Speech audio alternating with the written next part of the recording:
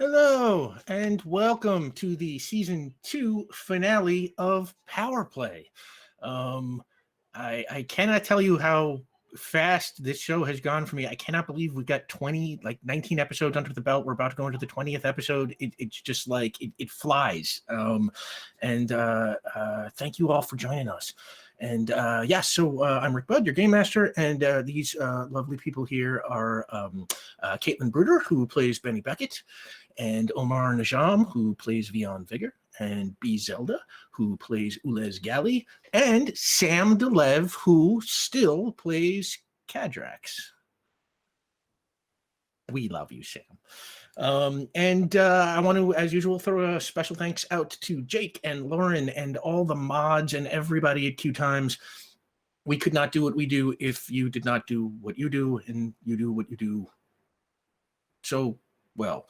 Sorry, I got caught up in all the ooh sounds there. But yeah, we love y'all, and your subs and your bits help support QueueTimes and keep this platform open for these kind of shows and all the cool charity stuff that we've been able to do. And your tips, everything that goes into the tip jar goes to all the people you see on screen. That is our Feed the Cast fund. And to grease the wheels there, we have some rewards, as we usually do, and here's how they work tonight. It's a hair different than normal. If we get to $50, we have what tonight I am calling personal determination, because usually this is a point of community determination, and the team has 1 point of community determination, but nobody actually has any of their own determination, because apparently determination budgeting is not these people's thing. So instead, tonight, if we get to $50, every character will get 1 point of determination. So that's a 4-point swing in favor of the team that you can help them out there with tonight. And if we get to $150, as you know, in-game, our team has a mysterious benefactor who sends them all kinds of cool gifts to help them fight crime. Outside the game, you know that mysterious benefactor is you, the chat. And you have provided the team so far this season with a rear tack dispenser for their van, a voice stress analyzer that can be used to detect lies, a single-use nitrous oxide injection system for the van, a police band radio that is for some reason cooler than the one that is available on an iPhone app, a parabolic spy microphone, a remote control for the van, thermal detection goggles, like heat vision kind of stuff, and a stealth cloak that sort of, not invisibility, but bends light around it and helps whoever's wearing it to hide. And tonight, if we get to $150, chat can provide the team with 1 dose of ultra strength serum, which gives +4 to strength for a single page. So essentially, it is good for 1 action or 1 hit or just 1 good fight. It won't even last a whole fight. It's 1 punch. But hey, sometimes in these kind of things, 1 punch can make all the difference. So $150, 1 dose of what I have very non-creatively titled Ultra Strength Serum. I wanted to call it Super Soldier Serum, but apparently some comic book company already uses that. So, and if we get to $250, we get the final lore drop of the season. The after credits lore drop is a revealing glimpse of some important but previously unseen part of our story or universe. And oh, wow. And it looks like the first tier has already been opened up. Wow. Thank you, everybody. Whoa. And we're already well on the way to the second tier. So you all now have 1 point of determination. Thank you, chat. So that's 1 point each, and you had 1 point of community determination left in the bank. If you want more than that, you're going to have to get into some trouble. You can always see the tiers in chat with the command unlocks, and if you can't help us out through donating, then you can always help us out by liking and commenting on our YouTube videos, or sharing our tweets, and helping us, just spread word about the show. We really appreciate all that. We, and I try to say every week, it's absolutely the truth. We totally appreciate the live tweets and the fan art and the theories in the Discord. I mean, all of it, honestly, it's like it really just powers us. So thank you so much. And now, for a limited time, you can get a Power Play merchandise T-shirts and stickers with Caitlin's wonderful character art and the cool logo from our friend Hector. They're available at the QueueTimes Teespring store. Jake will pump that link into chat. There's Caitlin's got a sticker, and yeah, I'm wearing my Power Play shirt there tonight. And yeah, I actually love this shirt. You know, it's super soft. You know, so if you're into just like nice soft T-shirts, even if you're not into the show, just forget the logo. Just do it for the material, really. Yeah, and Jake will put that link in chat. The game we play here is called Icons. It's published by Ad Infinitum Adventures, and it was created by a cool dude named Steve Kenson. You can check him out on Twitter at @skenson. The book edition that I have is published by Green Ronin. I believe they are still sold out of them, but you can get it as a PDF, and I highly recommend the game. It is super fun to play.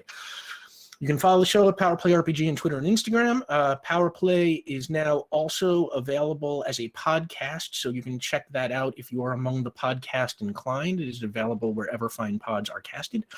And I will remind you of all this again at the end of the show, but Power Play will return on April 25th for what is essentially a 5-episode mini-season that will include all of the games you all unlocked during Operation Nazi Puncher. So that'll kick off on April 25th with the Vampire Hunters of Port Ruby one-shot. And then that'll be followed by the one-shot solo titles for each of our main characters, Benny, Kadrax, Vion, and Ulez. I think in that order, but don't quote me on that.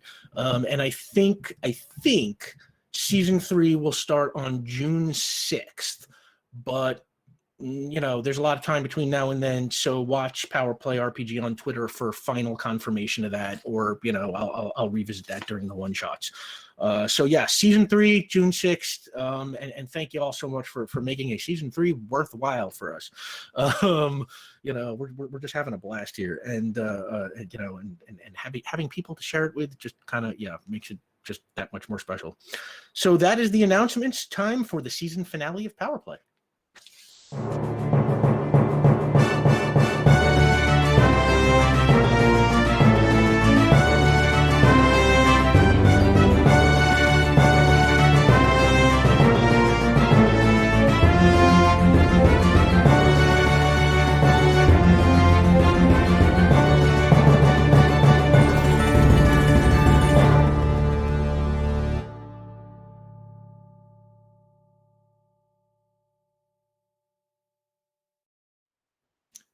Welcome back.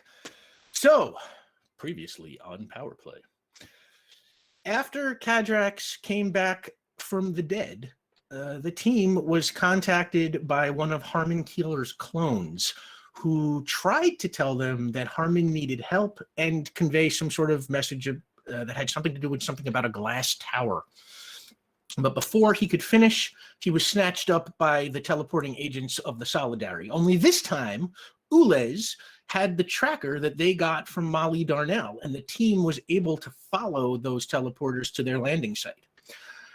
They arrived to find a somewhat startled Agent Steve, who used a portable power neutralizer to get the drop on our heroes. A fight broke out, and Benny got shot in a very questionable strategy move, but the team was saved by the intervention of the mysterious Henry Park, who showed up in a van and took them to a secret location in Avalon's Ruby Village. There, they met Lila Pendry, who, along with Henry Park and Major Bruce Buck, revealed themselves to be a team called Project 5 that was dedicated to taking down End. You might remember these characters, I think, first showed up in the lore drop from episode 1-7, I think.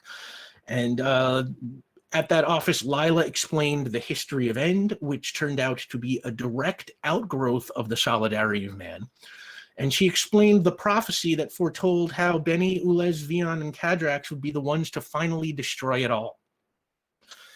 After Bruce Buck explained his role in events, and Henry Park explained how his sister, a person with powers, had been taken by End, the two teams joined forces for the purpose of ending End once and for all. And that is where we pick up. So, you're still in that office, and Henry had just said he had some gifts for you, I believe. And he turns first to Vion, and he says, "Now, Vion, I believe your ghostly nature gives you a natural relationship to magic. So there is something that I want you to have. And he goes over to a bookshelf and he pulls out this thick, dusty tome that is sort of bound in very heavily worn leather. It looks super old. And he holds it out to you and he says, "This book of spells once belonged to Guinevere Voller. Keeping it out of the hands of End is one of Project 5's most important accomplishments. And I can't think of a better set of hands to entrust it to now." And he gives it to you. Beyond, Thank you. You now have the power of magic, level 2. You're a wizard, Dion.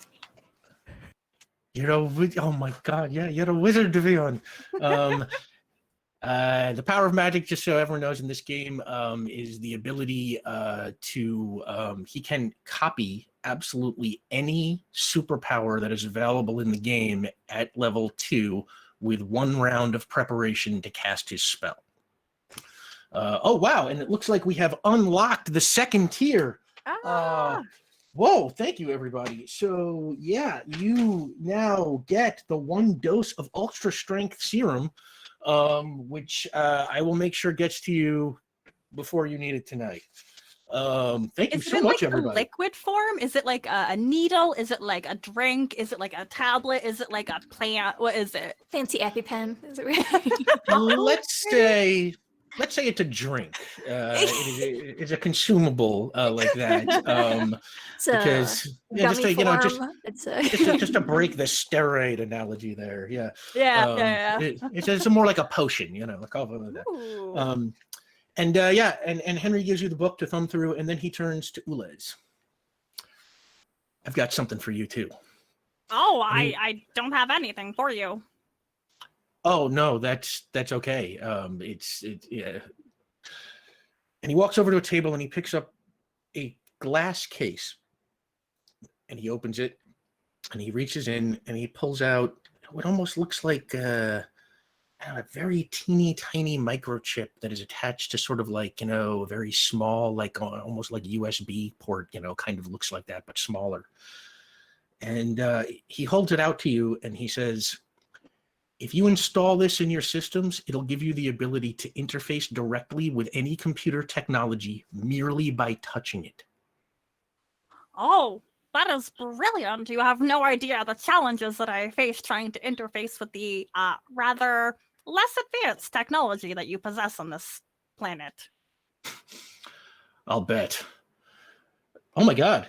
And we have unlocked the lore drop. Wow. It's too early. I can't cry this soon. Wow, thank you so much, everybody. Yeah, it's a cool one. But yeah, super grateful. Oh my god, thank you so much. Wow. It was fast. So he gives that to you, and we will say that is installable, in those same set of ports that Molly Darnell helped you with a couple of games back. Ulez, you now have the power of interface level 2. This is wonderful. Well, you're going to need it. And he walks over to another table and he pulls out a map of Avalon and he spreads it across the table. Jake, can you for a couple of minutes throw up the Avalon map there? And Henry looks over the map and he says, "We've learned that the glass tower is located somewhere by the West Side rail yards." And he points his finger over sort of the western side of Midtown, which you will see in a moment when that map gets up. And he says, "These rail yards have been out of use for," there you go, West Side rail yards. And he says, "These rail yards have been out of use for decades, and the city government has never allowed anybody to buy them or develop the land, which stretches, roughly over a square quarter miles." And Lila jumps in and she says, We don't know where on the property the facility is. Satellite photos don't pick up any structures nearly large enough to be a prison of the kind that we believe exists there. So we assume it must be underground. We've also never been able to observe any security. No guards, no cameras, nothing. So they must be pretty confident that the entrance won't be discovered.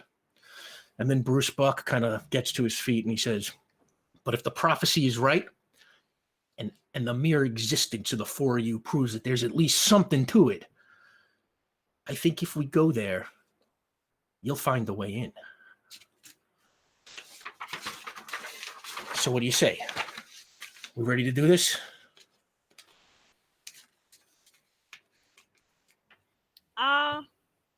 Might I try to connect to your computer? I am anxious to test this out. And Lila stands up and backs away from her desk, which has, we'll say, fancy-looking laptop on it. I will touch the screen. And these sixes that I definitely don't have in front of me. Okay, just to make sure I got this right. Interface lets you interface with access. The higher of your interface or intellect levels. So, Ulez, since you can do this at your intellect level, you really are kind of dealing with interface level 5 here, kind of. So,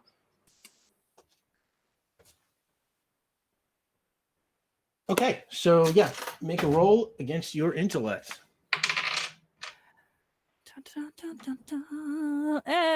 That becomes, well, when my character sheet opens up, 7.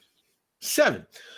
Okay. Lila's computer, being the NSA secret agent type that she is kind of, protected 6 ways from Sunday. But despite that, you get a moderate success, and you are able to very quickly scan through her emails and some of the less encrypted information on the computer. You don't pick up anything super duper interesting, but you learned that Lila has a husband named Jim.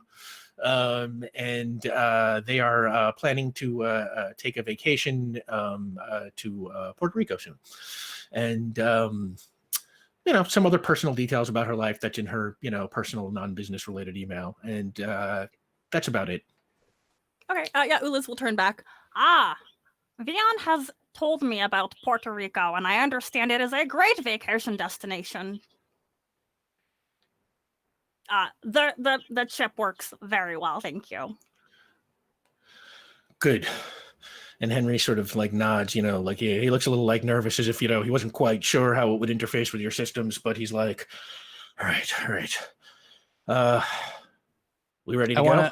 I want to misread Henry's hesitancy and add, we also talked about statehood as well, in case that's a thing you were concerned about. We covered, quite a bit of Puerto Rican history. So if that's, no, you're probably actually, you know what? Sorry. You're probably stressed about the mission. You know what? Ignore Henry. Sorry about that. I cut you off. Well, you've got my vote. And Henry, he kind of grabs a duffel bag with, some of his own equipment in it. And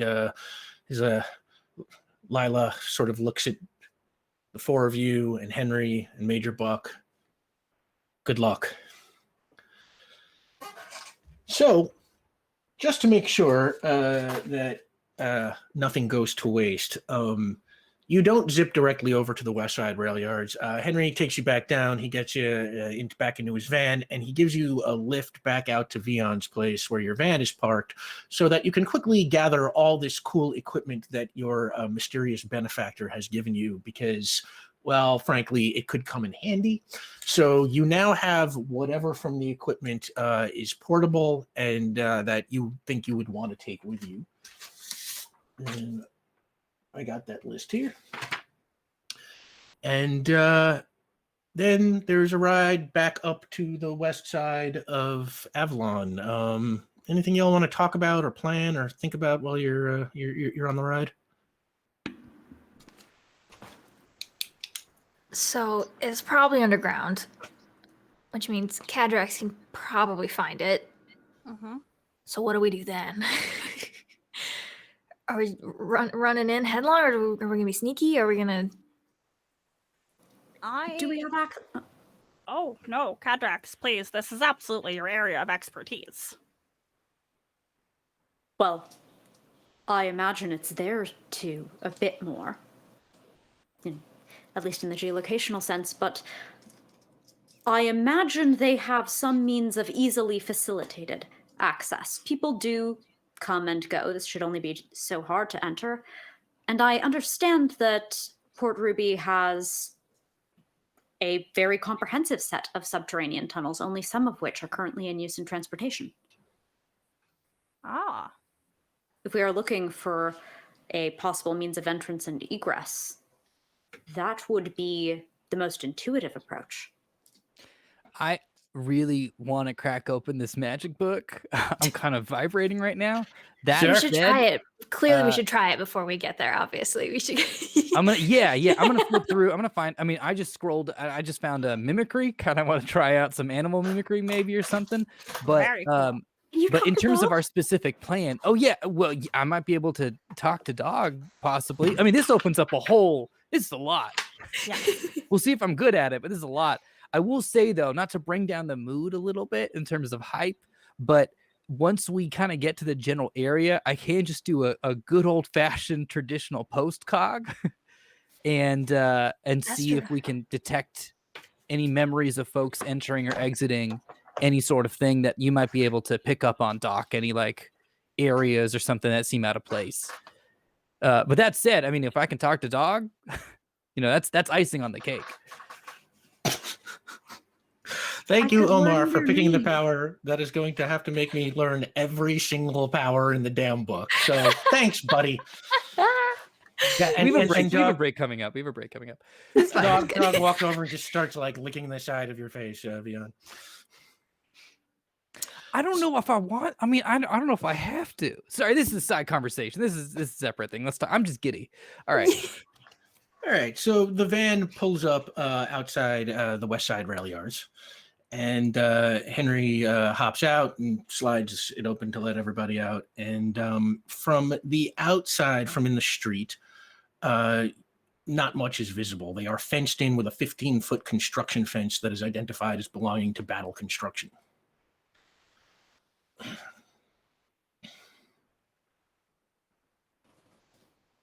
And you can't see anything through it. It's like one of those wooden, construction barrier kind of things. Okay. Well, let's see. Let me flip through my book. Let's see if there's anything here. We could try like teleportation. I could try leaping over this thing. Someone want to leap over it? If only you had the ability to phase through things, that would be. Okay. I swear, because I'm just playing to the top of my intelligence Sorry. trick. Yeah. I'm so into a new thing I get that No, I get it. I have completely. You want to try a leaping power? But I'm gonna feel really foolish afterwards, I'm sure. But it's Okay,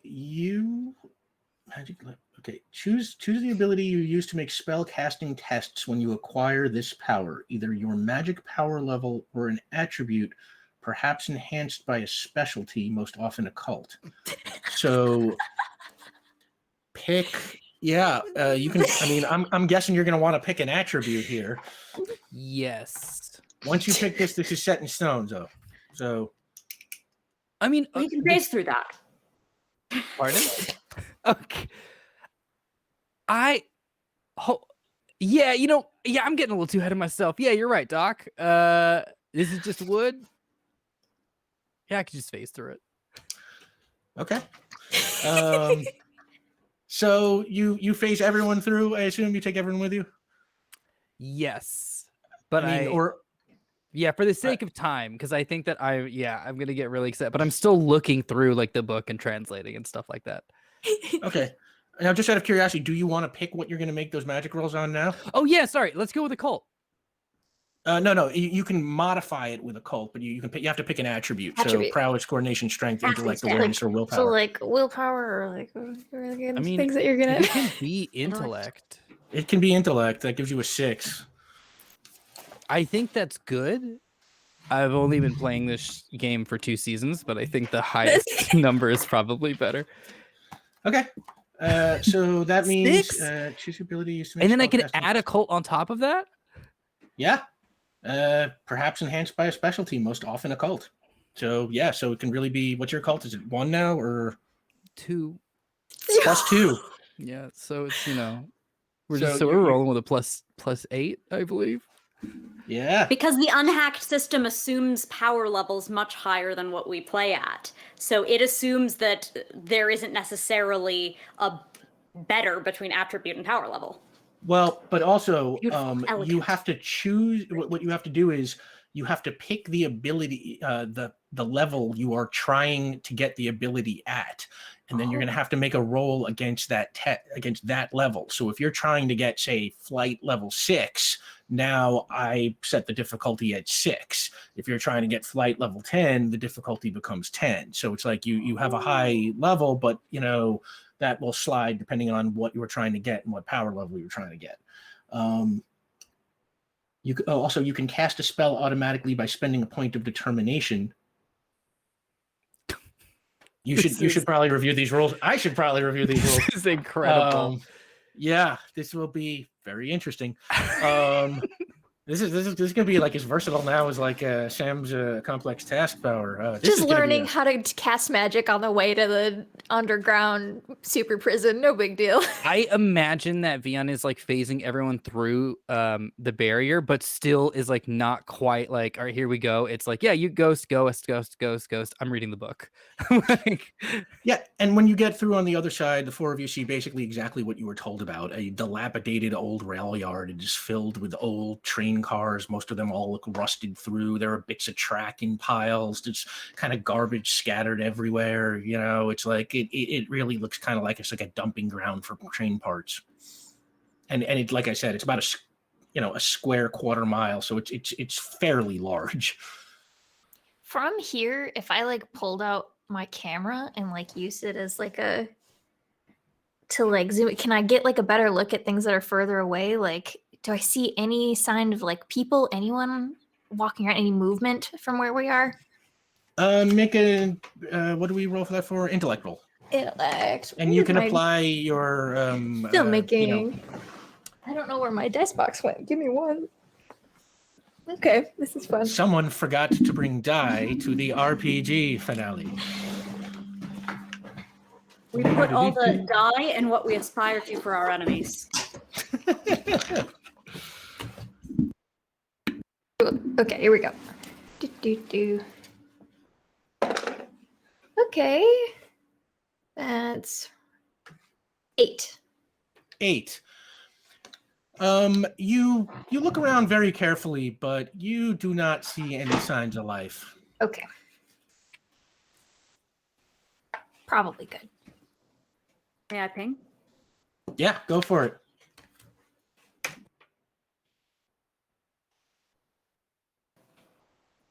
Good, 12. Your ping feels successful. You feel like you get a good lay of the land, and you basically pick up exactly what you are seeing, just row after row of dilapidated old train cars. It's like, there are some big empty spaces, where it looks like things have been cleared to the side, but there's not anything that conspicuously seems like a structure. And at a 12, I'll say you are able to penetrate the ground, and you just kind of detect the normal kind of pipes and underground sort of stuff that you would expect, pipes and some electrical cables and maybe a small sewer tunnel and things like that, but nothing that jumps out to you as suspicious or out of place. Is this actually along the water? I would say it's not exactly on the water. You can probably you could see the bay or what that would the river, which would be the West Side River there. You can see it beyond the property. Like it looks like the property doesn't quite come to it. It looks like there's a highway sort of between the property and the river, but it is in sight. And how far are we from any subway stations, current or possibly historical? The nearest subway station would be about 2 avenues down. There's not great subway service this far on the west side. All right. I'll relay my observations to the party. I think based on the buffer zone between here and the water, they don't typically make an aquatic approach. Furthermore, we've never seen Steve with wet hair. Huh. We That do is know that they true. have like dampening power technology. Is there any way they could cloak themselves from this type of surveillance? Well, seems rational. You know, I could do a detection spell.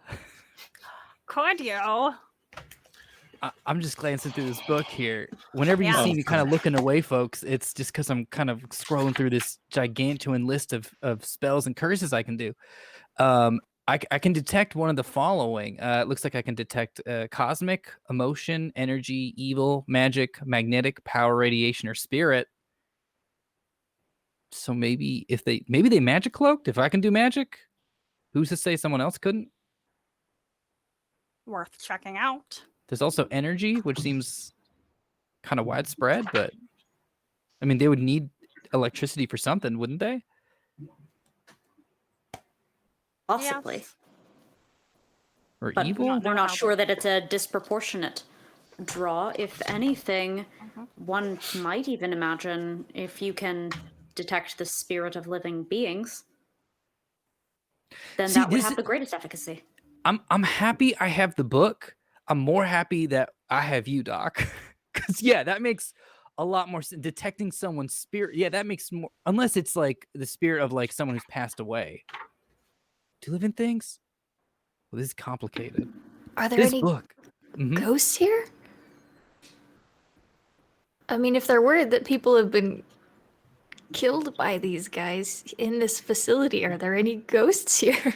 Oh, I think I can just do that just by turning Yeah. into a ghost. Let's just do a quick little kitchen sink ghost detection. And then we won't even use the magic stuff yet. I'll just do that real quick. Rick, I would like to phase. Okay, yeah, and you phase and look around, and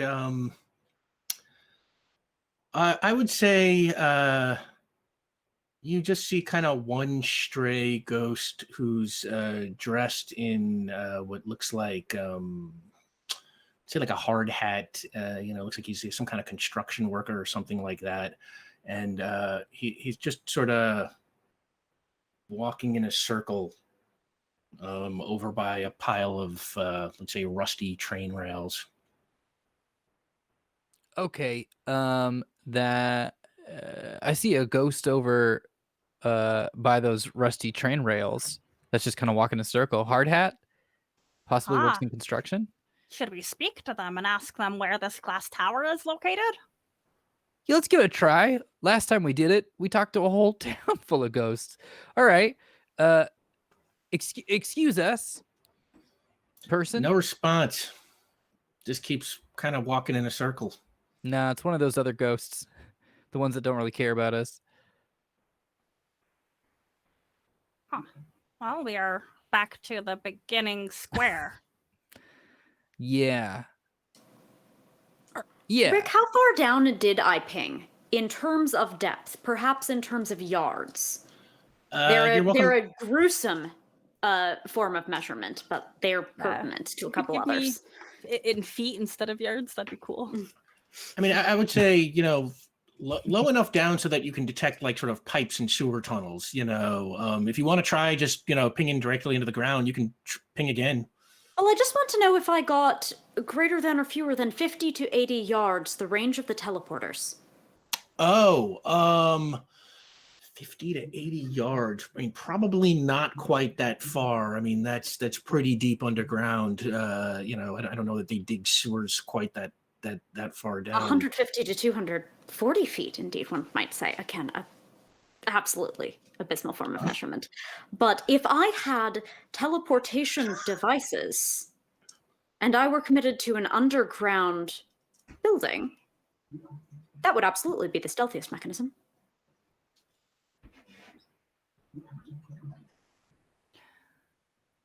Yeah.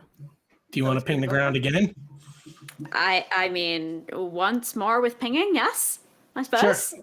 Ping straight down. Give me a roll. While they're doing that, Ules is just gonna like wander around and like reach out and like touch the air because everybody seems determined that this is something that's underground, but I don't know. Ules just feels like it just might be cloaked. Okay. We'll get back to that in a second. What did you get for your ping roll?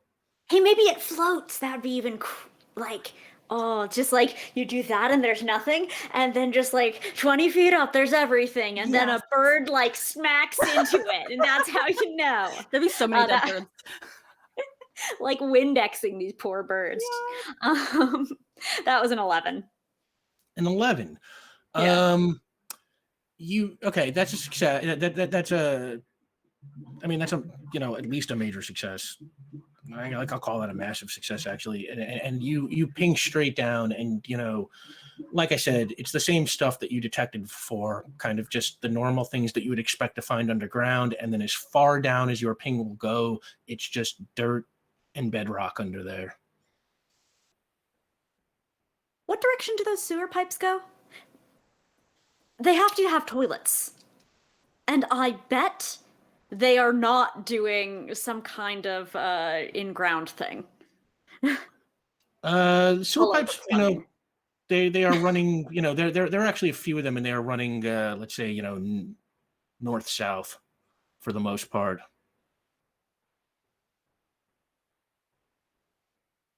Ulez, you're walking around feeling in midair. Make an intellect roll. This doesn't feel very intellectual. 11. Okay. You are walking around, and you're kind of feeling wildly at the air, just kind of hoping to run into something, and you don't quite notice that there's some garbage and debris on the ground in front of you because you're looking up and ahead of you, and you trip and you fall on the ground. And when you fall, you see what look like some relatively fresh footprints in the dirt. Beyond, team, I have investigated successfully, and they're just like laying prone, sprawled across the ground. And Henry comes running over and tries to help you up. He's like, it's like, you okay? You okay? Thank you. I am covered in dirt, but that as well, for I have found footprints. They are the best. I want to turn to everybody. They are the best private eye I have ever met. Look at that. That is just deduction and detectiving and that's very good, Ulez. Thank you. And Henry gets down and looks at them. He's like, these do look fairly fresh. Man, if only these footsteps could talk. I would like to postcog. Postcog. All right, make your postcog roll. All right. Bye, Red. Oh, okay. 5. Total 5? Yeah.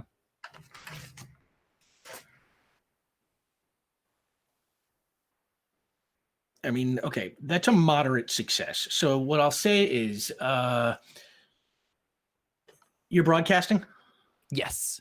Okay, so all of you suddenly shroom into one of Vion's postcog visions, and you see Agent Steve's car pull in and park right by where you're standing. And he gets out and he walks to the back seat and he opens up the door and pulls Declan Eklund out of it. And a couple of other agents walk from somewhere north of where you're standing. And Steve marches Eklund over to them and he says, take him into the dining car. And one of the agents responds, upper levels? And Steve says, no, not this one. He goes to 20. And then you're back.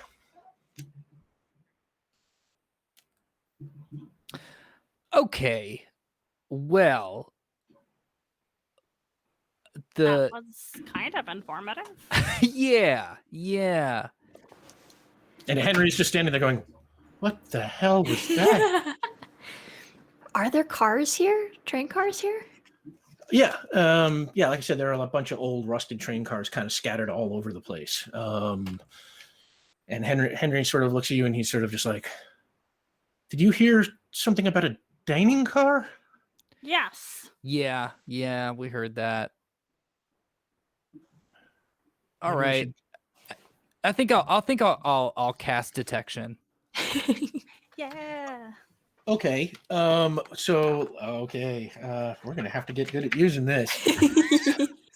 So, takes a page of preparation to cast a spell. So y'all are gonna have to stand around and twiddle your thumbs for a second, and choose the power effect you wish to duplicate, and make a test with a difficulty equal to the desired power level up to your magic power level. So That's just 2 then.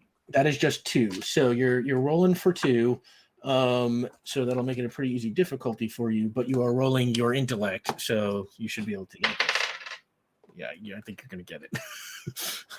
Oh dear. Well, that's a 12. 12? Yeah, okay. Yeah. So as you start to read this spell, and we'll say you don't have to read it out loud, you just have to sort of read it and kind of make a concentrated effort to, cause the effect. The words on the page of the spell book sort of slightly shimmer. And give me a minute. Success on the spell casting test grants you the power at that level. Failure, you must make a determined effort to try again. So you now have detection level 2. Detection is the ability to detect a specific thing at a visual range with awareness equal to your detection level. So make a detection roll. Okay. So this is just gonna be a roll plus 2 because that's my detection right now. Oh, what are you looking for, actually? I want to say, because of all the ones we listed, I feel like, is energy like strictly elemental energy, Rick? I'm Just between select- magic and energy. Select a type of detection from the following list, or make up one of your own. Cosmic, emotion, energy, evil, magic, magnetic, power, radiation, or spirit. I'm in that case, I'm looking for masking, and if I need to, or like cloaking, and if I need to use an example of it, we've got the cloak, the invisible, our cloak anyway. So I'm kind of basing it off of that. Like if this is similar technology, I want to check buy for that. I buy that. What did you get on your detection roll? Here we go. This is roll plus 2. I'm having a great day with the dice, Rick. This is an 8. All right. Well, I'm not having a great day with the dice. So as your detection spell begins to take effect, you sort of feel this pull, just something just grabbing your attention to the north of where you are, and I'll say, you sort of start walking in that direction, almost just following the pull, and as you get there, you come to this sort of there's a couple of train cars, like rusted out train cars, and beyond it, there's kind of this just gigantic open space. And what I'll say is the train car you find yourself standing right in front of, on the side of it, it says dining.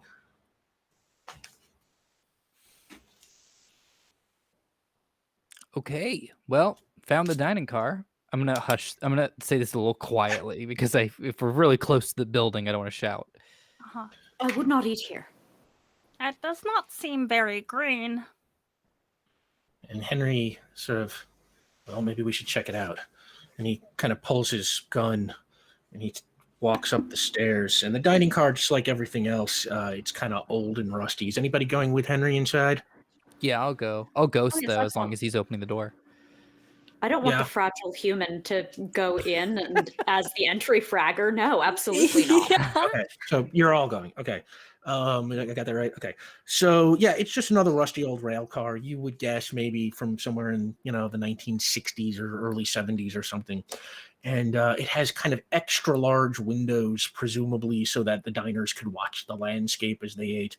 And inside it, there are, old tables and chairs that, you would assume were once used to serve food at. And there's even some old rusty silverware kind of on the floor and scattered in the corners. And one end of the car is just completely sheared off. It looks like, it was removed or in some kind of accident or something like that. And so that side is just kind of open to the air. Is it really? I would like to just pick up one of the rusted utensils and just kind of chuck it in that general area, out of Yeah. the sheared off. You throw it and it just, it goes flying through and just lands on the ground outside. Okay. I thought this is an elevator and that was going to ping back because there's an invisible building. So that's on me. Ooh, Liz, do you want to like? Maybe you can find something. Do you think that this is something I could interface with? It is incredibly archaic, and like they're gonna like touch some of the rust, and it'll just like crumble to Or the maybe ground. there's something under it that is interfaceable. I don't know where it would be though. I am unfamiliar with this technology. It's Do you want to smelly. look around for something that you can interface with? Is that Yeah. okay? Like, Make an investigate. intellect roll. In fact, everybody can make this intellect roll. Let's assume that you're just searching the car for for anything at this point. Okay. Say Henry starts looking around in the corners. These are Okay. not good dice. 8. You got an 9? 8, 9, 11, Hey, PI. 5 total. Benny's looking at her shoes. Yeah, she's not good at this stuff. She's like, Hey, she's she like, hits real hard. She says, I talks give you an real good. idea, and then I kick rocks around for 20 minutes. Yeah, you all kind of start looking around, and I'll say, Vion, with your 11, you are the first to kind of walk over and spot that on the wall right by the door where you came in, there is like an old-timey intercom. And it's got a light on it that looks like it is on. A very teeny, boy. tiny green light. Getting some major Bioshock vibes here, Rick. Okay. I want to just point to it and do like that sound too, Les. Yes. And they're gonna reach up and just like cover the green light with their hand and see what they can connect to. Make an interface roll. I'm picking different dice. These ones have only rolled 2s. Okay, that's better. That becomes 9. 9. Okay. You interface with it. It is not a computer, so there's not really any information for it to read. But I'll say, with a 9, you get the sense that this is some sort of automated thing. Like it is programmed for some sort of automated response, and it's got basically 2 buttons on it. One that's labeled call and one that's labeled listen. This piece of technology reminds me of the intercom that you have at your apartment complex, Vion. I believe that we can make a call and we may listen. Do we possess any secret codes that could let us access a secret base? And like they're gonna look over at Henry. I've got nothing. But Maybe if we listen, it'll pick Yeah. up something from the other side. I can also Perhaps. I can also sorry, go ahead, Doc. In fact, what I was about to suggest was something that started with you doing something. Yes, if you would perhaps want to apply your post recognition. Great minds. Yeah, I'd like to postcog the call box. okay, make a postcog roll.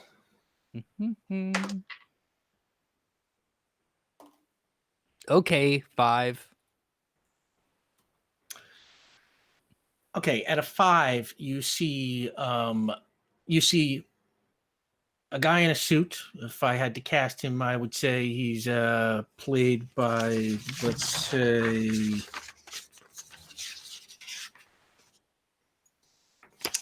who did we cast as that other end agent? What's his name? Luke Evans. And he looks like that, and he hits the button that says call, and you hear this robotic voice reply to him, and it says, state the entry key. And then he leans over and he presses the talk button, and then you come right out of it. Well, That wasn't terrible. I could perhaps use that information if there was an entry key that we must state. If I could access the what is the words that you would use to describe this? The automated system that requires the information. Simply, I would have to access that database and perhaps pull the most recent entry that has last been used. I imagine they're not often providing incorrect passwords here. Does that seem viable? We're going to look over at the crowd. Yes. I think yes. That's my I know vote. it. What? The words will be the key. Virtus vertunt ad potentes. Ulez clicks listen right before Kadrek says those words. Okay. I love you, Sam. And as you speak those words, over by that open end of the car, the one that's sheared off, there's this weird visual distortion, kind of like heat shimmer. And at first it's very subtle, but it quickly becomes unmissable. And after a few seconds, it becomes very intense, and then it sort of dissolves. And just beyond where it was, you see a hallway appear out of nowhere, a hallway that seems to tunnel right into the air.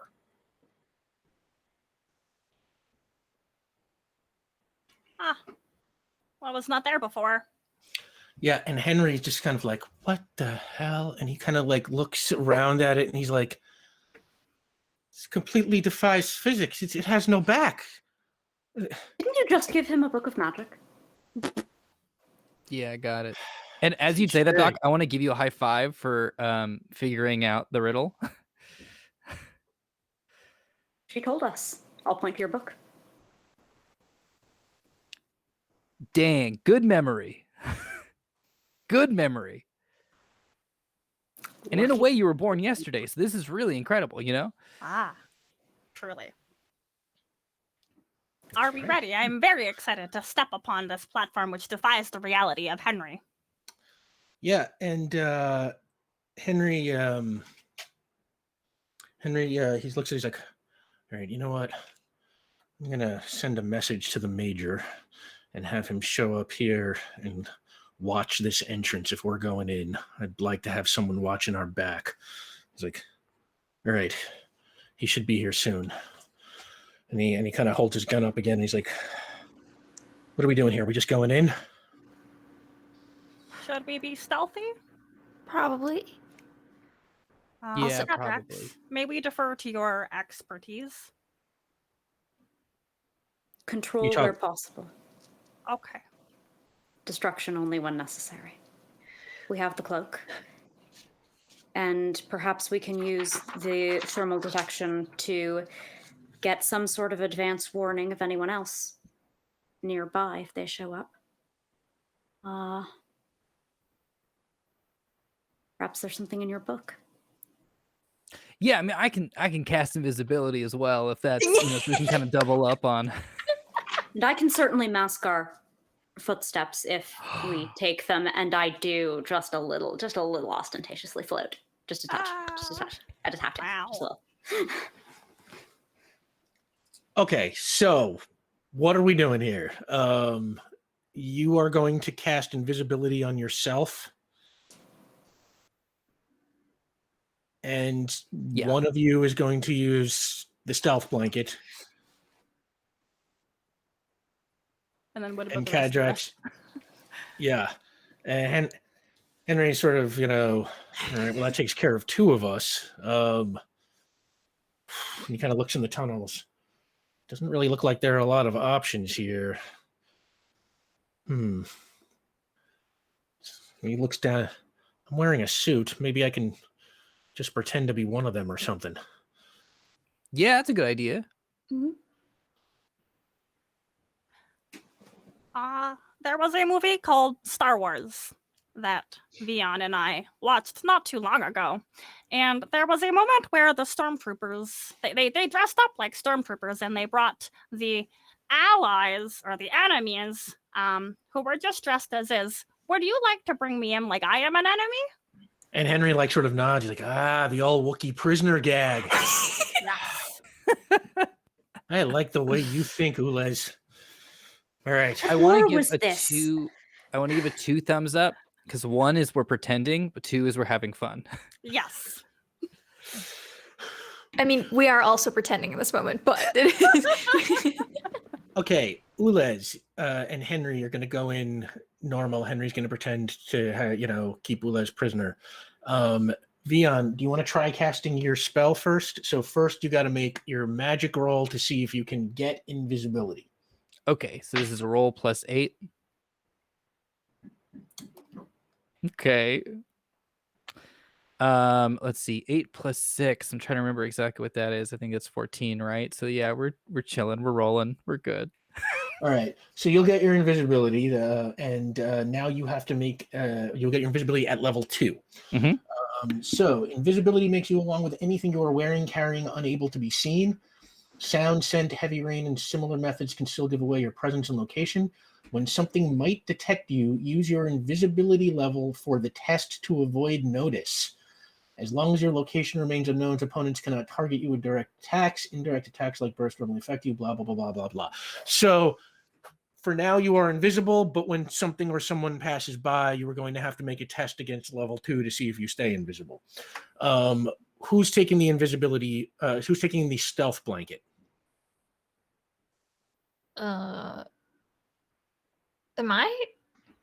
Or who is? Mia Go ahead. Kendricks. Okay. I can fly along the top of the ceiling. Okay. That'll do it. And People Ulez very is going in rarely as look up Chewie. in combat. It is an exploitable tactical error. Okay, Benny. The stealth cloak. It gives +3 to coordination when you are hiding. So do me a favor and make a coordination roll just to see how well this works. Okay, let's see. Let's do this guy.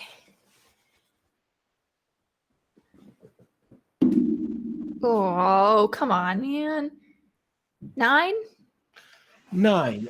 Okay, so we'll say, with you holding it kind of from the back in front of you, from somebody looking at you, it's not quite invisible. Again, it sort of looks like, like a little bit of heat shimmer in the air or something. There is clearly a distortion if somebody was looking for it. So sort of just like with Vion, if somebody looks for you, we're going to make another detection roll then. And Should I Henry's set up like, my burst silence now, Rick? oh yeah, absolutely. That is a complex task roll. Yep. Jesus. All right, I'm switching He's no to help to green you die. here. Oh, he's Certainly no not. help to you here, 13. 13. Okay. So we'll say that you are able to cancel the sounds of the footsteps for Vion and Benny. You don't need it for yourself since you're flying, and Henry and Ulez are not hidden. So I assume they will still have footstep sounds unless for some reason you just want to take that away anyway. That's up to you. I feel like maybe we should stealth until it is impossible to do so. We don't I know what agree. their camera situation is. We don't know what their visuals are like either. Okay. And furthermore, footsteps seem entirely irrelevant where avoidable. It is unfortunate that we should have to put up with them to begin with. To eliminate them is a blessing.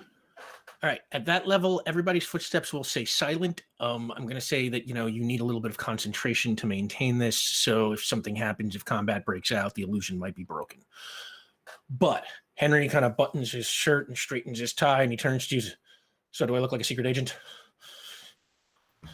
Yeah. Oh, Oh, I don't know. I mean, Steve looked more menacing. And Henry kind of makes a face. How's this? That is much better. You must Wow. maintain that expression. you took that adjustment real quick. That was really good. I'll do my best. Kind of hurts my chin. And he puts his gun back into its holster, and he walks into the tunnel with Ulez by his side. And our Vion and Benny, I assume you'd have to be behind him. At least Benny would be, or else he'd be blocked by the stealth blanket.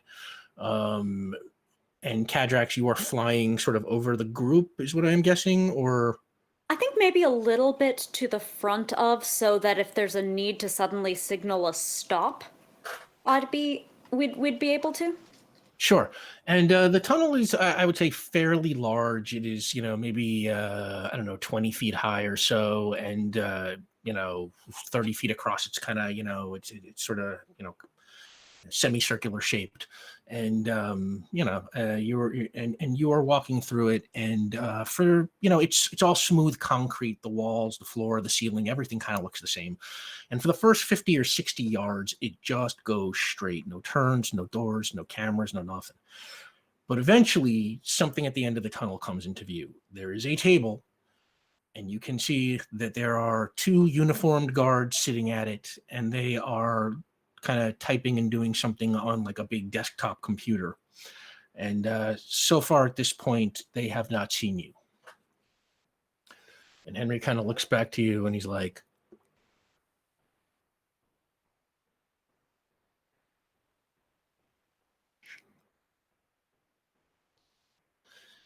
and he takes Ulez by the arm. He's like, just follow my lead. We give And, him 1 thumbs up. And you walk towards the table, and as you get closer, one of the security guards kind of gets out of their seat. He's like, who the hell are you? And Henry's like, I'm Agent Henry. Steve asked me to escort this extra normal to holding. And the guard looks at him and says, why aren't they restrained? We are a passive species. Our prime objective is to study plants. Make a willpower roll, Liz. I feel like I should get advantage on that. Let's see what I actually got, though. Dun, dun, dun, dun, dun. 7? Do I have anything to add to that? No. Honest but naive, strangely protective. I'm learning. I mean, they're being honest. You are being honest. That is true. Do you want to use a determination there? No, because worst case scenario, we just murder these people. Sure. Yeah, so I will say that's a moderate success. And, while this is happening, can I look for are there cameras? Is there any surveillance, like anything above them or around here? Make an intellect roll. Well, maybe I'm not the one to do this, but are they gonna have friends? Oh, okay. God, sorry, that's so loud. 8. You don't see any surveillance cameras. Okay, cool. And the guard is looking at you, Les, and he's like, passive species. Correct. My designation is Ulez Galley. And he looks at Henry and he's like, what floor are you taking them for holding on? And Henry's like,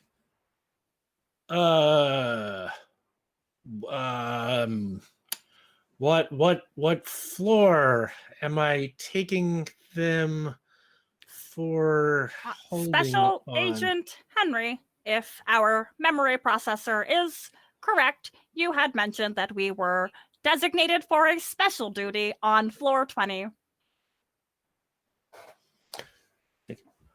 Yes, floor 20. And the guard looks at you and he goes, 20?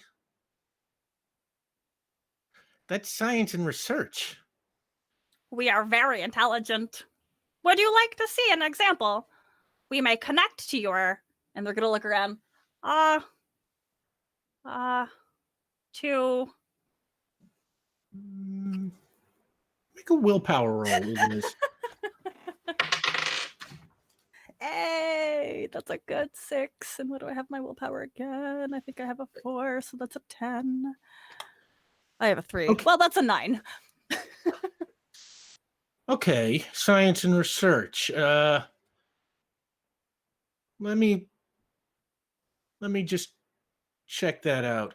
And he picks up he's got like a phone on the desk, and he picks it up, and he starts dialing, and Henry kind of like turns and he kind of looks up to Cadrax, and he's just sort of like, okay. I'm just gonna jump in real quick. I would like to the way that the cloak works is that it kind of blocks generally anything that's looking at it. Is that correct, Rick? well, you're using your invisibility power. Yeah, for now. Oh. The if cloak I- adds +3. Yes, it's kind of like, kind of like a blanket that kind of, reflects light back in a way that kind of makes light bend around it, like that kind of thing. Perfect. Great. I would like to sneak right behind Benny, maybe even turn a bit so I'm right in that like visual node that would be blocked. And I would like to whisper to Benny, like, hey, cover me for a bit. I'm gonna try something. I will do my best to follow instructions. I think Direct I'm me, pretty sure I like- can only do like one magic thing at a time. I don't think I can like do a million magic things concurrently.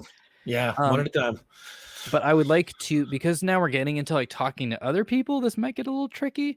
I would like to take an inspiration from my friend Ulez, and I would like to try to cast a Jedi mind trick essentially onto the guard making the call with mind control. What power would that be? Mind control. Mind control. It's literally called that. Yeah, okay, there's am- one called mind control. I'm gonna have to I am spend a gonna lot of turn time around. studying this before season 3. Oh my god. I am gonna turn around and face Vion and hold my arms out to like make just a larger area because Benny is smaller. So I just want to I want to make just so he can crouch down behind so that it's not Perfect. just. Make Yeah. a coordination roll. Oh boy, do I get my cloak bonus? Yes. Okay, cool. All right. Oh my god, none of my dice are my friends today. 8. They're distracted. Okay. They're making a phone call. You try to adjust for that, and the Oh. guard who did not stand up is kind of like looking down the hallway and kind of looking, and he hasn't quite said or done anything yet, but something seems to have definitely caught his attention. Leon, it's going to take you like a page of preparation to do this. So Yeah. make your magic roll first. Great. Okay, that's gonna be 12.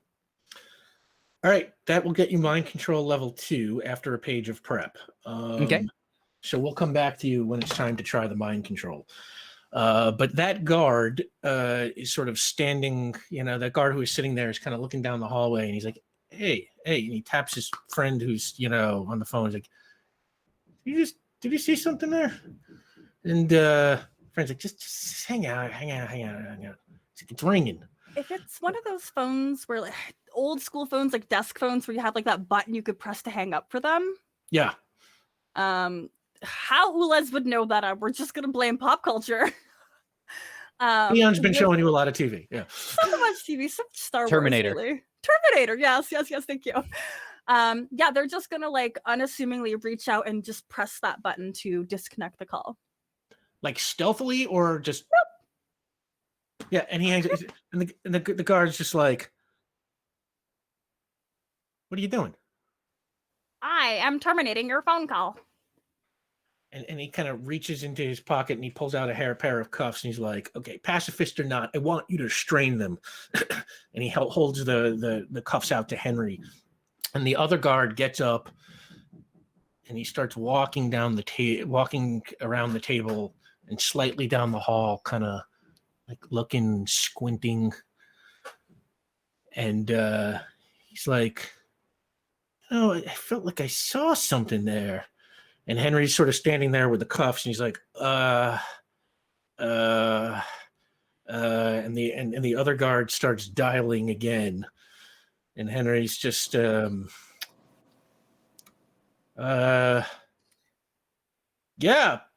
what in the world could that be? And he sort of points kind of behind the guards, and the guard's like, what? And then he turns, and Henry slugs him like in the back of the head, and the guard sort of like falls, and the other guard is like, what the hell? everybody roll initiative. Yeah, I was gonna say. Oh no. Oh, good lord, this dice is done. Oh, I did well. 10. 9, 10, 5, 7. 7. Okay, so everybody but Benny goes before the guards. So the 10 was Vion? Oh, it was me, Ulez. Oh, it was you. It was Ulez. Sorry. All right, Ulez. So rare. I You, never It was get to go you, first. Les. you go first. There is the guard who was in front of you who just got punched, who is sort of off balance and has his back turned to you now. And then there is the guard who is behind you who sort of went to go check out the visual distortion. Who do you want to attack? Let me double check what if I have anything on my persons.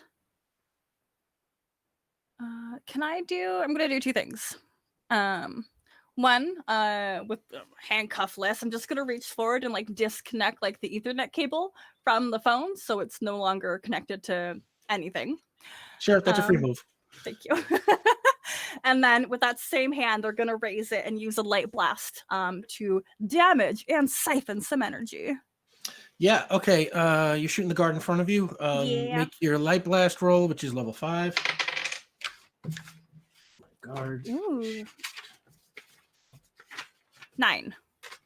9. So that is. Where's my guard sheet? There it is. Oh yeah, that is a major success. Okay. So your light blast off of the guard who has stamina 6. I'm gonna say you get 3 energy off of the guard. Okay. Takes 3 damage. And and the light blast just it hits him, and he's now sort of falls off of his feet onto the ground, and that brings up Beyond. But you know what, Vion, before you go, I'm going to say, Benny, take a point of determination. With all the excitement going on, you burst into flames. Yeah, that checks and out. Drop the blanket. I sure Did it do. drop or did it catch on fire? I will generously say that she dropped it. Okay. Thanks, Rick. Oh. Yeah, your mysterious benefactor bought it for you. I wouldn't want to, She feels it coming. She knows at this point, and she'll just drop the blanket. She'll probably, if you will let me, I'll probably take a step away from Vion too, because he's right behind me. I'll try Sure. to like step forward, drop it and step forward. Which will reveal me, which is Yeah. very funny. The guard is just like, oh my But then I'm God, not- when he sees you on fire and like all the blanket fall, like invisible flaming people appear out of nowhere. And he's just, Beyond. I would like to activate. Has it been a page yet? Yeah, I would say it's probably been close enough. Okay. So you've got mind control at level 2 if you want to give that a shot. I would like to mind control the. Originally, I'm just gonna play it this way so we don't get too OP. I was originally intending on controlling the guard who was on the phone, or at least planting like a thought or an emotion. So I would like to continue that target, knowing that the other guard is surrounded by superheroes. So we're in an okay spot. Okay, so you're going after the one that was on the phone before. That just got knocked down by Okay. Ulyss. So you have mind control at level 2. So you're rolling your mind control versus a willpower test. Yes. So go for it. Okay. Please work. Okay, 5. You sort of, you feel that the spell comes on, but it does not really seem to have any effect on the guy. You do not feel that you have any control over him. Okay. Cadrax, to you. I said before, I think when we were dealing with alligators, that I have prepared myself on a number of Terran flora and fauna of danger. I'm going to imitate one which surprisingly does not exist, I found in my research. There isn't really an Australian drop bear. But let's see how close we can come, shall we? Okay. So you're going to just From the top, let it drop. Yes. yeah, okay. We'll call the that a drop bear prowess test. Are you doing this? Are you just like doing it like with your body, or are you like leading Shield first. shield first? Okay. Yeah, I Yeah. wanted to check if you were using the buckler, so like for damage purposes. But I am flying down. Because as we know, F equals ma. all right, yeah, the flying is just a Acceleration. free move that works. So it's make a prowess test. I would love to. 11. Well, this guy, he doesn't even know to look for the ceiling, so he does not see you coming at all. And you just score a massive success against him, which with your buckler, which delivers, I think, level 7 damage, right? We said? It does. That just knocks that guy just out cold. That just finishes him, and he just goes down like a sack of potatoes. Which brings up the other guard, who I'm going to say he's got a nightstick and he swings at Benny. He's. Do you want to? Are you dodging or are you going to try and take the hit? I'm gonna prowess. Yeah, we're gonna. Yeah, I figured you We're would. fine. We're fine. You kidding me? No. Okay. And I can. Okay. I can use kickboxing. Yeah, sure. Okay. Cool. We let you use it basically from anything bigly fight related so far. Yeah. 12. 12. Yeah, no, he misses by a mile. This is like one of those kickboxing demonstration videos where the person just kind of swipes and just lazily misses. Yeah. Yeah, he could not miss worse, and that brings you up, Benny. Oh. Okay, I'm gonna hit. Well, I like duck down and then I'm gonna hit him square in the chest. Just Prowess. Okay. Gosh, you guys, I haven't rolled above a 2 at all today. Switch your dice. Just I throw those into have the bin. 12. That will still more than get the job done. At a 12, these guards are just security guards. They are not really expecting supers to be coming in the front door, and that just finishes that guy. You just kickbox, you do your kickboxing move, and once again, just like the other one, just goes straight down unconscious. And Henry's sorry about that, but well done, everybody. Agreed. That was quite an adequate jab. Should we use the handcuffs on them now so they can no longer Yes, absolutely. utilize their hands? Yeah. Also, speaking of Star Wars, maybe we should take these uniforms. Whoa, yeah. That's a good idea. Could I wear one of the uniforms? Or should I still be the super? I should probably still be the extra normal. Yeah, I think that's the part you were born to play. Tell you what, Okay. I'll take one of them since I'm the only one here without powers and could use the extra authority. Who wants the other one? Benny, you want it? She's like putting out the rest of the fire. I mean, if that happens again, then we're down one uniform. Does someone else want to take it? I can do it. Okay. Yes, you're good at talking to fellow humans. Mm-hmm. Thank you. And while you and Henry are changing, Cadrax, you think you hear sounds, tones, like jingling, like a music somewhere in the distance. You can't quite make it out, but it gets your attention. It's soft, and then it's gone.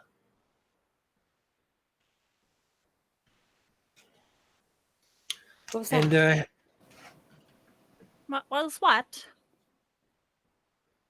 That music. It sounded like... Not like theirs, like music. I Did you hear it? detect no sounds beyond the breathing of those around us. and Henry kind of, I didn't hear anything.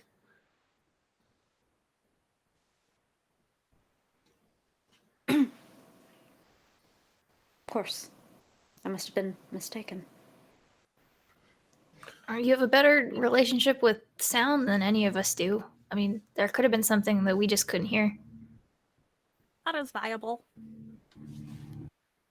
I think All right. Ulez is like smushing the security guards like under the desk, like pushing the chair in above them. Like they're nicely placed, you know. They respect that human bodies don't bend in a lot of reasonable ways. They just bend in one direction most of the time. All Can we right, get maybe them we like should- through which like their arm, like one handcuffed to the other, and they're like both handcuffed to like a chair? Like we want to make The this leg difficult of for the them. desk. The leg, yeah. Like Because if it's got any kind of like drawers, then it's going to be a very low leg, so actually getting up is a pain. we That could is do like a wonderful. one person's arm to the other person's ankle, then they're not going anywhere, like that kind of thing. Like If any helps, We're then intent yeah. on giving them a sad day with these Yeah. handcuffs and their desk. yes, Yeah. Furniture is their punishment. Yeah, you've got them chained up like pretzels.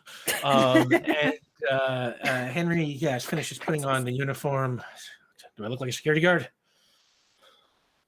Please increase your expression by 10%. Yes. And he Excellent. kind of looks down the hallway beyond where the desk was, and you can see, you know, and you can see also, because it doesn't go much further. There's a bank of 4 elevators, and Henry's like, okay, looks like the only place we could go. Say, Ulez, and he kind of puts his hand on top of the desktop computer. Any chance you could see if you can find anything out about where we are or what this place is like? Yes, a directory, a map, a location that says you are here. See what you can do. That becomes... Why don't I have it memorized yet? 9. 9. Okay. Ulez, you are able to access a good deal of what's in the computer, and it is actually pretty amazing. You pull up a fairly bare-bones schematic of the facility you were in, and you are a little surprised to learn that it is actually an 80-floor skyscraper. And according to the system, it is protected by security measures that include a full structure invisibility and full structure phasing. So to anybody from the outside, it essentially does not exist. They could walk right through it, not see it, not know it is there. And you are on the first floor right now. You see that floors 2 through 13 are marked as administrative offices. Floor 14 is the security office. Floors 15 to 29 are marked as science and research labs. And floors 30 through 80 are marked as holding cells. Oh no.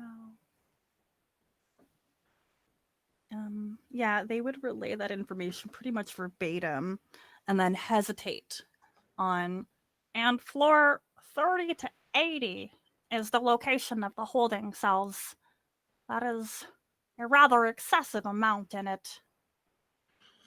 I have 30 to through wonder. 80? Correct. A building this size, that's got to be a lot of cells. My sister's probably in one of them. She's still alive. I believe so. If any of this technology is any indicator, it looks like they will take whatever powers exist and try to incorporate it into whatever it is that they use. They have a science floor. We know that there are undoubtedly tests that are performed there. Okay, and Henry looks down the hallway. The 2 elevators on the left have a sign that says they service floors 2 through 14, and the 2 on the right have a sign that say they service floors 16 to 29. And Henry says, I'm thinking we need to get Ulez up to that security office so they can shut down the building's defenses and open up those cells. That appeals to me. Yeah. And the chaos that would generate is also quite lovely, but do we have to worry about the safety of individuals if all of the cells open? Would they not be violent? Wouldn't you be if you were kept here? Yes. There are probably a ton of N agents here. I don't know if the 5 of us are going to be enough.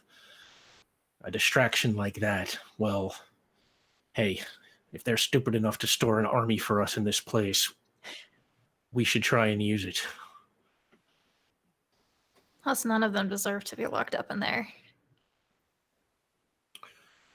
Yeah. Okay. All right. And he was a Vion. We're the guards, and we're taking the extra normals up to holding. Right? Yep. Okay. And he walks down the hallway, and he pushes the button on the elevator that services floors 2 through 14 that's on the left side of the hall. And you all wait. Elevator music plays. It's always the girl from Ipanema across all time, space, and narrative cadabada. So familiar. Yeah, and it's just going on, and then ding, the elevator door opens, and Henry steps in, and say the 4 of you join him unless there's anything else you want to do here on floor 1. And as the elevator door... Actually, yeah, sorry, really quickly. Can I, can I rummage through the pockets of those guards for any key cards, any identifying information? Like, or I guess the Vion and Henry are holding them. So are there like badges that say like, hey, my name is... We'll say Henry's badge identifies him as Clay, and Vion's badge identifies him as Joiner. Awesome. And they both have a set of keys that is on the waistband, but there's no indication of what any of the keys do or what they're for. Okay, perfect. Thank you. Yeah, no, good call. Yeah, I mean, come on, people, always search the bodies, right? And as the elevator doors close and the girl from Ipanema plays on, we are going to take a 10-minute break, and we will see you right back here. Welcome back. I have spent the last 10 minutes trying to learn every magical power in the book, thanks to my good buddy Omar. Thanks, Omar. When we last left off, our team had gotten to an elevator, and they were headed up to the security office, and we'll pick up there. The elevator travels, girl from Ipanema still playing, and eventually, boop, you have reached floor 14, where the security office is located. And the doors open, and you find yourself looking at a large room filled with monitors and computers, a real nerve center kind of operation. There are numerous doors leading to all of the rooms, that you can't see from where you are. And the far wall is covered in these small sealed cubbies that kind of look like safe deposit boxes or something. There may be like 100 of them all the way across the wall. And there are 4 security guards keeping an eye on the monitors. They all have their backs to you. None of them have noticed you yet. Henry kind of turns to you and he kind of points the guards. He's like,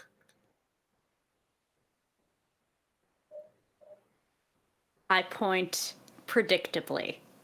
The ones on the left. Uh-huh.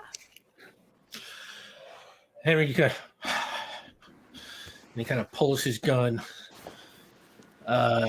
Cadrax, if you're going first, you get the benefit of a surprise. What would you like to do?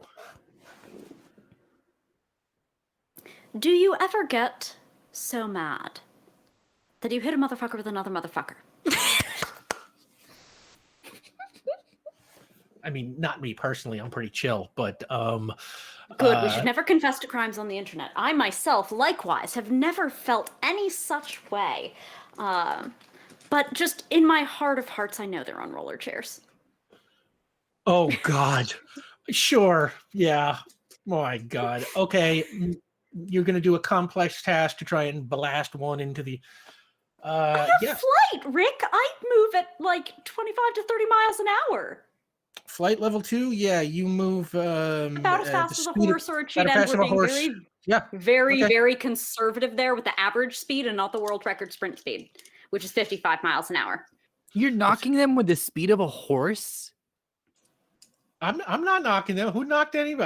I would never knock Sam. They'd kill me. No, Sam is knocking the okay. guards with the speed of a horse. Yeah, get them, Omar. Specifically a gallop, yes. Oh my god. All right, no further questions, Your Honor. I'm sitting back for this one. Okay. So yes, one into another one into a wall, probably at some point with shield. Just oh yes. Oh yay. Lovely. 13. 13. Okay, Yeah. that will be a major success. So you oh my god. Kind of fly up, and then without they don't even notice you. The back's totally turned. You unleash your voice, and it hits one of the ones in the chairs closest to you, and he just goes flying, just like, I mean, it looks like he's been hit by a bus, and just smashes into the guy right next to him. And you said 11 was what you got? Yes. Okay, so that 11, 6. Okay, and you do damage to both of them. I'm gonna say the one who got hit, the not the one you blasted, the one that he hit into, I will say suffers the slam damage and goes out cold. And the other one is just, he falls off his chair and he's not unconscious, but he looks real unhappy. And the other two turn around and start grabbing for their guns and nightsticks. And everyone roll initiative.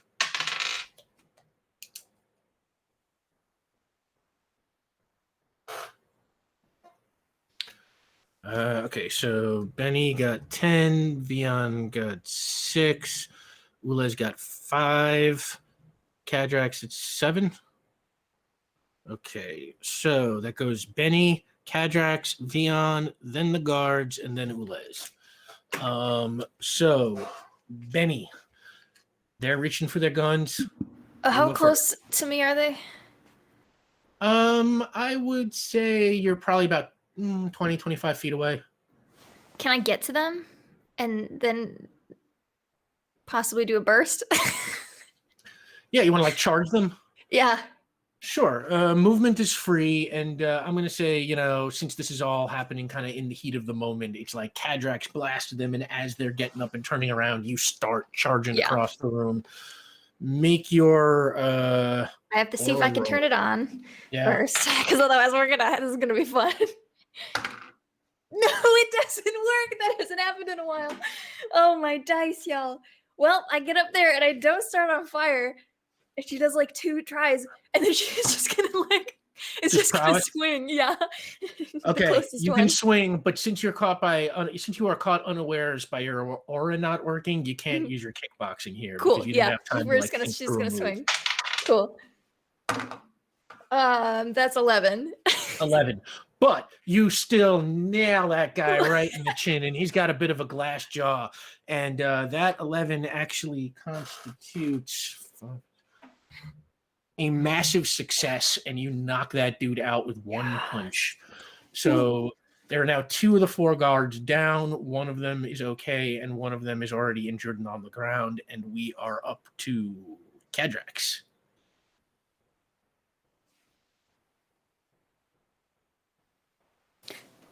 Shield to the face of the first slam. Sure. The one who isn't out yet. Yeah, you got flight, so it's no problem for you to cover that distance. Make your prowess roll.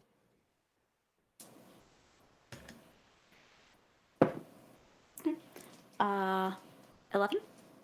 11. So that is a major success.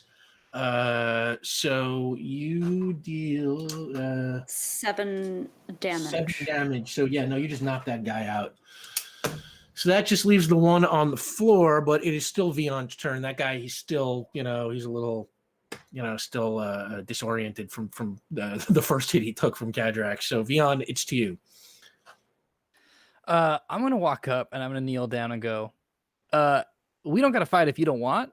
Everyone else is kind of knocked out. It's only you left. This could be our little secret if you want to help us out. Make a willpower roll. Come on. Can I add performance to this? Not really, huh? I mean, you're not really lying or anything. No, Yeah, I'm it's not. like I'm not. I'm just looking for something fun to do. 8. 8. Ooh. And he's just like, no, you can surrender. And he pulls his gun and he points it like right at you.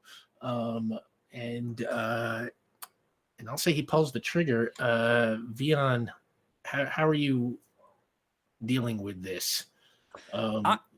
Yeah. Because it's his move now. It's his move now. Yes, this is his move. You cannot phase in response now because you use your move to do something else. So you can either try and take the hit, or you can dive out of the way. Coordination. I would like to, because he pulled it out and he's dazed. I would like to just push his arm up.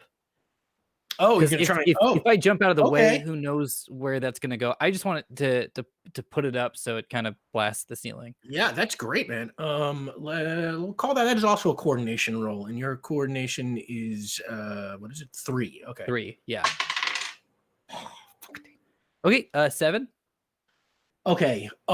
You hit the gun just as it's firing, and you can feel the bullet sort of tear through just the edge of your hand, but you knock the gun up and the trajectory just sends the bullet off into the ceiling, and you look down and you've got kind of like you have been grazed at close range. Okay. And it hurts a little. Yeah. It's still getting hit by a bullet, but it does not look like it, it did not do severe damage. I'll say, Yeah. let's take 1 stamina off of you for that, just to keep things. That brings you down to 6, and that brings up Ula's galley. Ulas is pretty convinced that their friends have all of this taken under control. So, while carefully stepping over, one body that's already been, I think, just, knocked out, Ulas is just going to walk up to whatever the main terminal is and just start clicking away, press their hand upon it, see if they can crack the password, pull up some inventory, the directory, learn about what's going on here. We're going to call that honest but naive, and we'll give you a trouble for that since you're not using your attack to actually help out there. And why don't you make an interface roll? Yeah. That is not bad. That'll be a 9. However, I'm going to go ahead and use that determination that I just got to just give me that +2 on it. Okay. To make it an 11. You said it was a 9? Okay, yeah, 11. Okay, so that's a massive success. So I'm going to say that you are starting to download information from the computer, and it comes back up to Benny at the top of the order. Well, someone just shot at my friend, and I don't like that at all. So I would like to get over there and I'm just I don't know, punch him in the in the face. You don't shoot at my friends. I don't like that. So that's my move. Make a prowess roll, and you can use kickboxing for this one. Okay. 16. Yeah, he just and that's just one punch out like a light. And when he goes out like a light, you hear from his radio on his belt, you hear, hey, Marshall, I heard a shot. What's going on up there? I'd lock eyes with Vion, who's probably right next to me, And Henry's like, answer him. I can't. I'm not a man. Hey, And give it to someone with a lower voice than me. And Any of us can have a low voice, and I want to use a complex task to make your voice sound lower. I'm like a voice mod. Ooh, we heard his voice. He did talk to us. Mm-hmm. Make a complex task roll. Oh, all right, 11. Yeah, I got a 1. So we're going to say that this is going to be the best impression in the history of the world. And you pick up the radio, and what do you say? Oh God, what I'm did he voice ask? modding Benny. Yeah. Oh God. He said, oh no. Okay. He said, I heard a shot. What's going on up there? Before we've clicked on, I want to look at one of the name badges of the other guards. And one of them, I think that we said they had last names on them, right? So it's Alaros. Okay, Say Alaris. Yeah. I see what you're going for. Blame I see what you like Alaris, pointed yeah, out. No big deal. Laros misfired. We're cleaning up now. Make a willpower roll. Oh boy. Okay. 10. Misfired? I'm going to have to write this up, Yeah, I'll let him know. Yeah, you better let him know. Told him Out. to take a walk. It's fine. We're gonna hang up. All right, so for the moment, the room is clear. And Ulez, while you have been accessing the computer, have you been looking for anything in particular, or what are you doing? A handful of things. So most notably, I would like to be able to upload if there's like a contact list of all the employees here. Like if everybody's got their security badge, they've got like their last name and their faces. That's valuable information. But most importantly is I want to be able to access the security information on the holding cells from 30 to 80 to see what it would take to open up all of those. Okay.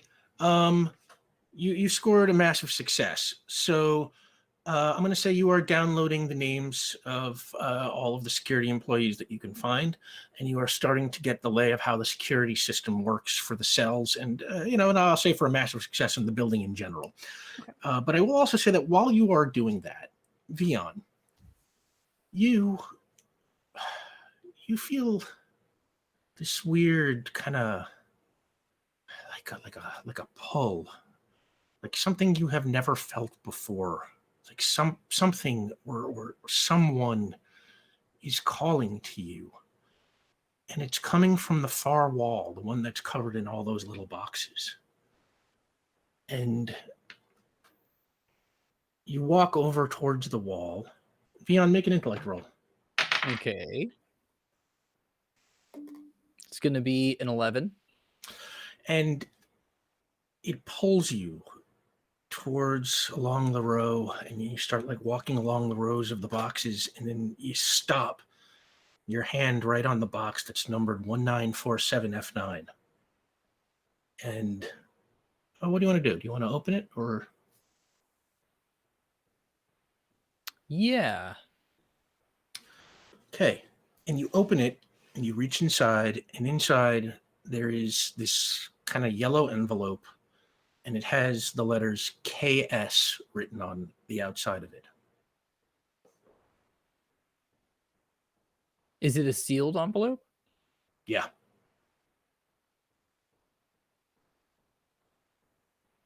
Can I phase the letter through the envelope? Sure. You. Okay, how does that work? Wait a minute. Maybe I can't. Yeah, you would have to phase the envelope so that whatever's inside falls through. That's like the way it. we did Yeah, with it the was bullets, similar right? with Yeah, the gum. okay. Sort of, we phased the man and the gum fell out. Yeah, we've only done it 4 times now. We're learning very slowly. Yeah. You phase the envelope, and this silver chain falls to your feet. Okay, I reach down and pick it up. And when you pick it up, you zip into one of your postcogs. It just happens immediately. And you see a young boy in like old-timey garb, like he's right out of like Newsies or something like that. And he's standing next to Winston Churchill. And he's saying, "It's the chain I forged in life, and it's quite useful for deflecting bullets, Mr. Churchill." And Churchill looks really puzzled, and he says, "You can deflect bullets with a chain? How is that possible, Sweetletrot?" And the boy says, "Every spirit of justice has a few tricks up their sleeve, Mr. Churchill." And on that, you come back to the room. You now have the chain that Kipper Sweetletrot forged in life. It gives you the power of deflection. Wow. Wonderful. Wonderful anybody news. can. By the way, anybody who bears that can use it. It is deflection. I think it's at level 5. I'll have to look that up. Great. Great. I'm saying that out loud outside of like the spirit of justice voice. Just great. Great. And I walk over. Great. Henry's As like, you well. what's so great? I just got like the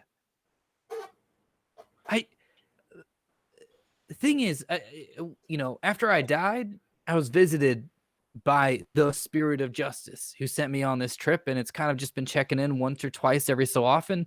Nothing huge. I kind of used my ghost powers as I will. I didn't really find a purpose until I met up with all you folks. But something just called to me, and I just got this chain. I saw this little boy talking to Winston Churchill. Okay. And Henry's like, have you been drinking? No, I would love a coffee. That's as close as my answer is to yes. No, I have not. Yeah. So, all right. boy. I could have used this a few minutes ago, but heck, all right. Winston Churchill. Okay. Ulez, have you found anything? Oh, yes. I have been able to download the information of all the security employees here. I am still working on trying to access the security codes to be able to unlock all of those doors. Okay, Ulez. I will say is that in doing your search, you have learned a few things. Mhm. Because you had a massive success, I will say, searching by name, you have located a prisoner named Michelle Park in a cell on the 72nd floor. Searching by the dates that they were taken, you find descriptions of prisoners that you recognize as Syquin, Ebos, Kabul, and Zol in various cells on the 65th floor. You identify Harmon Keeler being in solitary on the 55th floor. And you are able to determine that Declan Eklund, Curtis Haber, and Tulez are in a science and research lab on the 20th floor.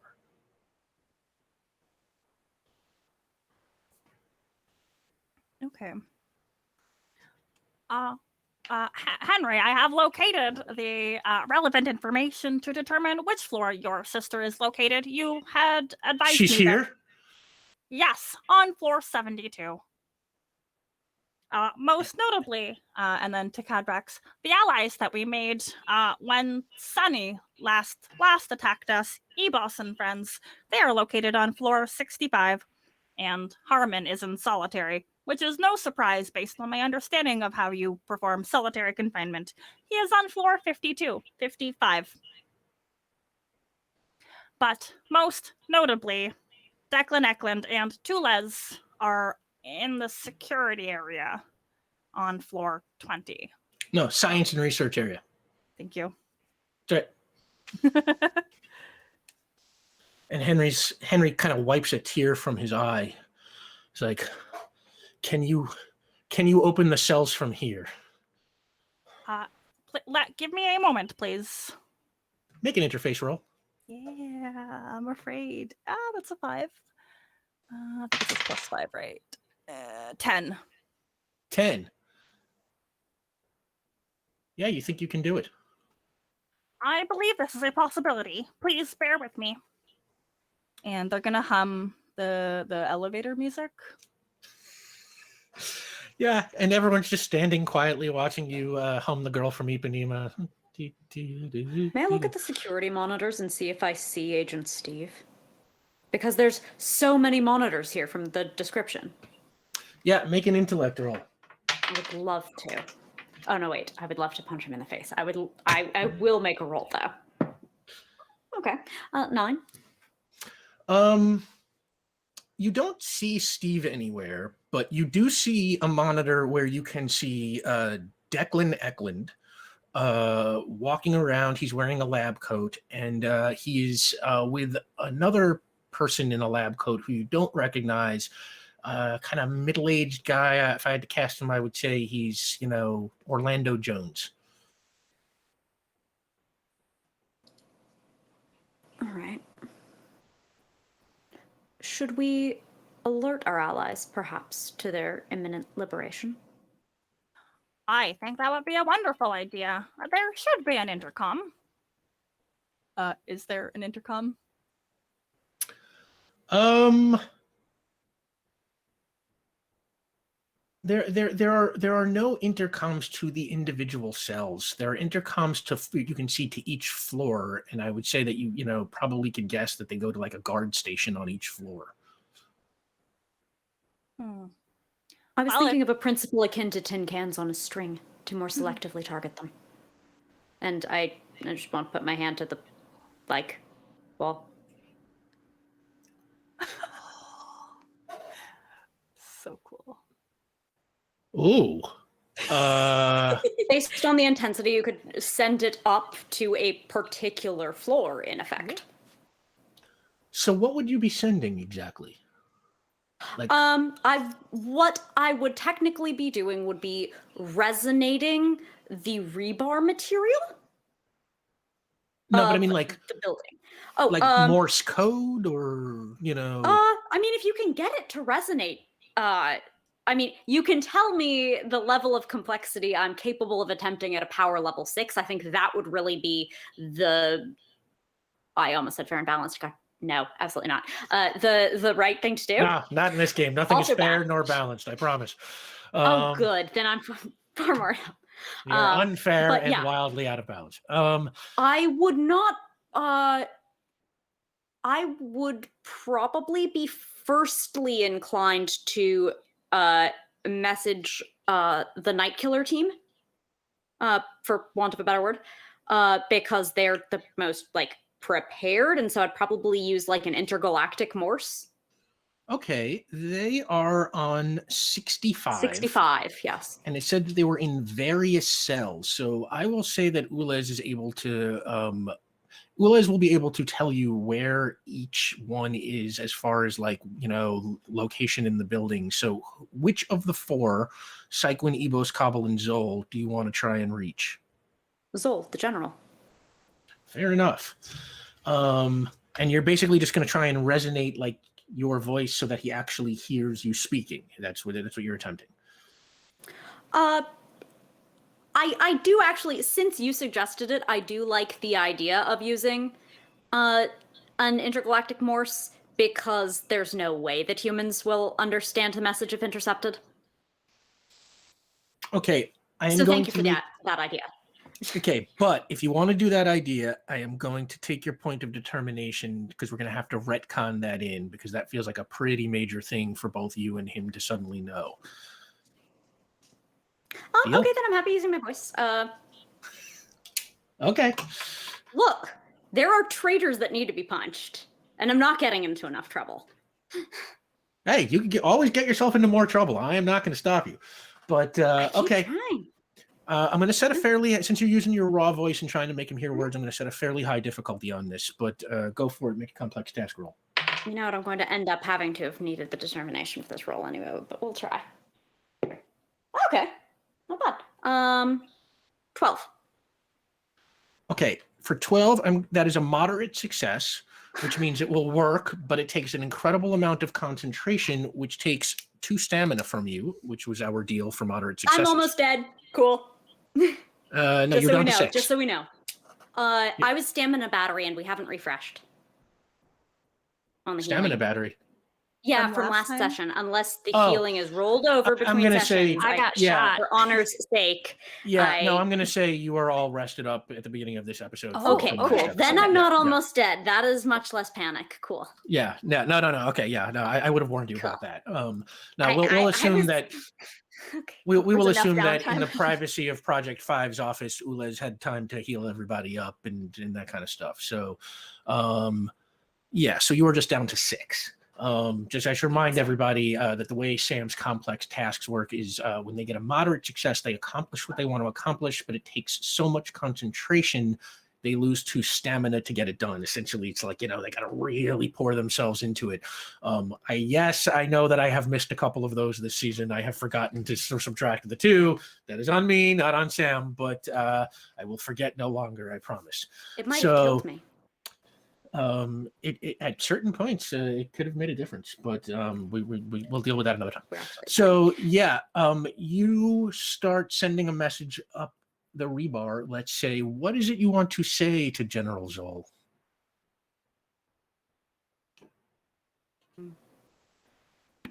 Incoming.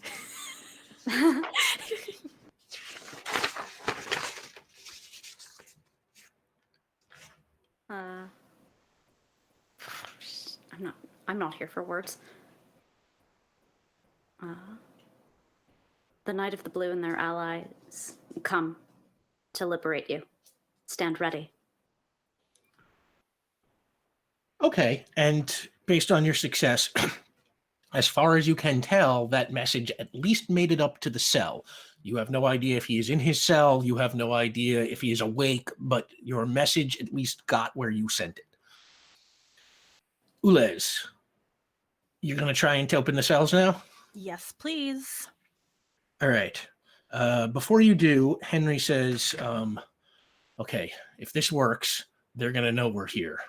So let's be ready to act. I say maybe we split up and half of us go up to the cells to get Michelle and the others, and the other half go down to the science lab to rescue your friend. Does that work? I believe so. Who would like to go to floor 20 with me? I would go with you, Ulez. I just think that if it's just us two, I'm not the biggest fighter, and it takes me a little bit to rev up this old magic engine. So I would suggest getting one of the heavy hitters to. I should probably put to a go with fist. Someone with fists. Okay, Benny, I think rationally that means we are together again. And Cadrax, please, we wish you well and take care. Find your companion.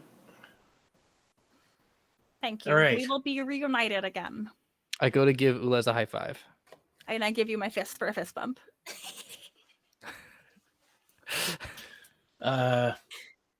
Okay, so Ulez and Benny are going to the science lab, and the other 3 are headed up to the cells. Is that what you've agreed on?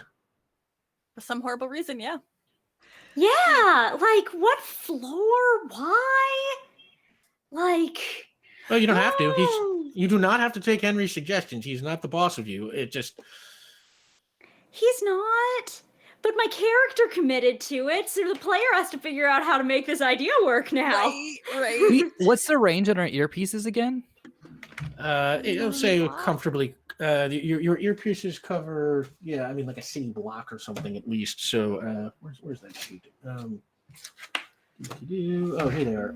It would be a stretch if we wanted to go to the topmost Yeah, floor based so- on yeah. a 20-foot story and a differential of 60 stories right now between the science and the top floor that we could conceivably go to throw a Steve out of.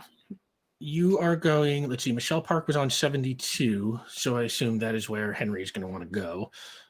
Cyclone Ebos and Zola are on 65, and if you want him, Harvin Killer's on 55. So Henry's sort of like, look, we can split up further. I can go find my sister, but I don't know how granular we should get here. No, we should not. We should rendezvous with the warriors and proceed from there. Strengthen numbers. At most, All we'll be right. apart 550 feet, I think, if I'm doing the math right. So, All Is right, that so we'll correct? go to 65 first. yeah, that's within. I think our communication devices should work in that distance. Do we want to save Harmon Keeler? I couldn't determine the utility of that individual. That might be No one virtual. should be here.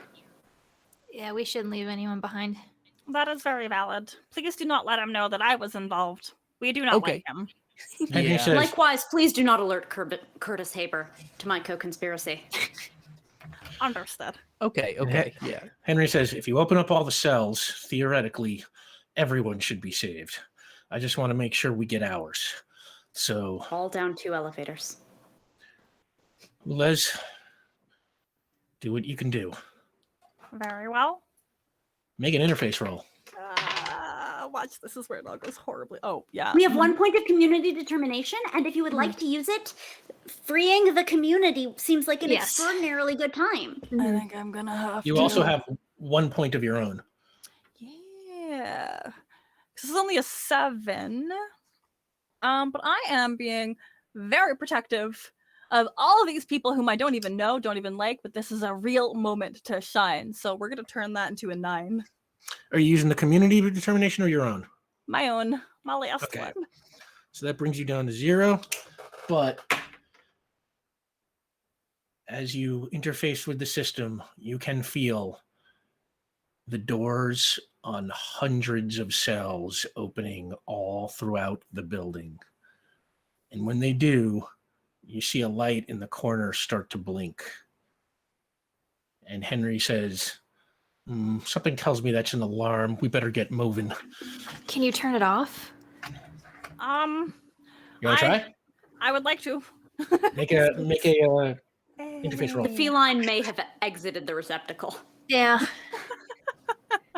Or if there's any, I don't know if there's like any, maybe that's not important. Maybe if they have any like power dampening stuff going on in the building, that maybe also could be some. But I don't know if you can access that from here. I got an 11 to turn off the alarms. Okay, you easily turn off the alarms. Do you want to see if there's power dampening technology or not? Yes. Okay. This is where it's going to go. Make another interface roll. This is a fun move.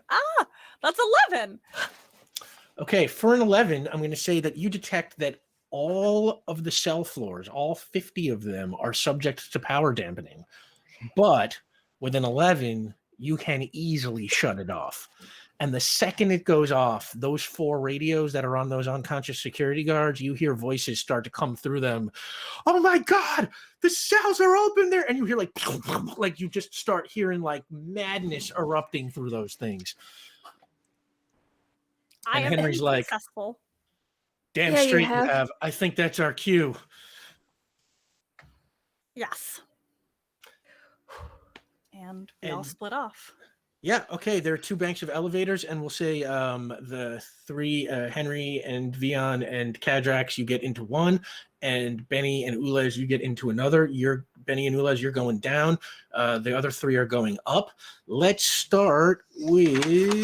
Are we Benny also and going Ulez. up? No, we're on floor. Oh, you're on 15 14 right now. right, yeah. Yeah, we gotta go up to Yeah. 20. Some of us You're are going up going, to so 20. we could all stand awkwardly together. So the thought occurs to me that perhaps if we can get through an elevator hatch, I can fly my team up, particularly if we're ghosted. And we can just yawl elevator and we'll fly up. Oh, Okay. dang. Okay. I'll tell you what. So the 4 of you, the 5 of Everyone's you about to be calling this elevator. Everyone. So the 5 of you get into the same elevator. Mhm. Okay, the doors close. You hit floor 20. Yep. And the elevator starts to move. And as the elevator moves, the air around you begins to crackle. And 2 of those monks teleport in. One of the figures in the green robes. Except, Can I throw a punch like immediately? Like Yeah, the you last can. time I was in an elevator, this exact same thing happened. I was expecting this. yeah, absolutely. Punching somebody. Yeah, and I'll say these by the way, they're not wearing hoods. These 2, they just look like they've thrown their robes on. I say one of them looks like they're played by what's his name? Who did we say they was? Who was? God, I asked this before. Luke Evans, and the other one looks like Katie Sackhoff. These are Agent Dan and Jane, who you do not know, but I will say you recognize. What I will say is that as that man kind of looks around the elevator, Vion and Ulez, you both recognize his brown eyes. You've definitely seen that set of eyes before when you post-cogged that begonia. This is one of the teleporters who took Tulez. And now, Benny, make your attack. I rolled an 11. Yeah, okay. You absolutely who did you go for? Whoever Agent was Dan or closest Agent to Jane? me. I think just Okay. so I don't know who was close to me, but yeah. I Let's don't think just she say had Agent, any. Let's say that's Agent Dan, just for Okay. the hell of it. And you absolutely club him with an 11. He gets 11. So that is a major success. What is your damage? Your sorry. What is your what is it? It's strength? plus. Do I add my kickboxing to the damage? No. No, that's the hit. No. Okay, so my strength is 4. 4. Okay, so you do that full damage. Okay, and you club Agent Dan in the face, and his head just like hits the side of the elevator. It's super tight in there. And now the rest of you roll initiative. Elevator combat. Do I also roll combat, or do I just end up at the top? Or sorry, do I also roll? No, initiative? you roll. Okay, cool. Oh, I God, roll the where's same thing? initiative every time. It's hilarious. 7, 7, 4, 10. Okay, so Benny goes first. Kadrax, your coordination is a 6. Ula's is a 4. So Benny, Kadrax, Ula's, and then Vion. What'd you get, Vion? I got a 6. You got a 6. Okay. And they got a 5. So they actually go last. Oh, damn it. Okay. So that goes, Benny, you go first. They were, taken completely by surprise, and you are just in no mood for this shit. So No, I'm so pissed. Yeah, you just throw a second attack. What do you want to do? I would like to yank that belt off. The Ooh. teleportation belt. I've knocked him down. I'm gonna try to rip the belt off. Make a coordination roll. Okay. Okay. 10. Ooh. I just punched him in the face and surprised him, and then ripped tried to rip Okay, the you belt know off. what? Actually, I'm doing this wrong. The truth is, for taking something off of somebody that is an action, which is It's a strength check, wasn't it? grabbing. the When you want to whole grab thing. or wrench something from an opponent's grasp, test the lower of your prowess or strength versus the opponent's strength. Still 10. Still 10. So Mhm. the opponent's strength. If I could take prowess, it would be amazing, but it's not.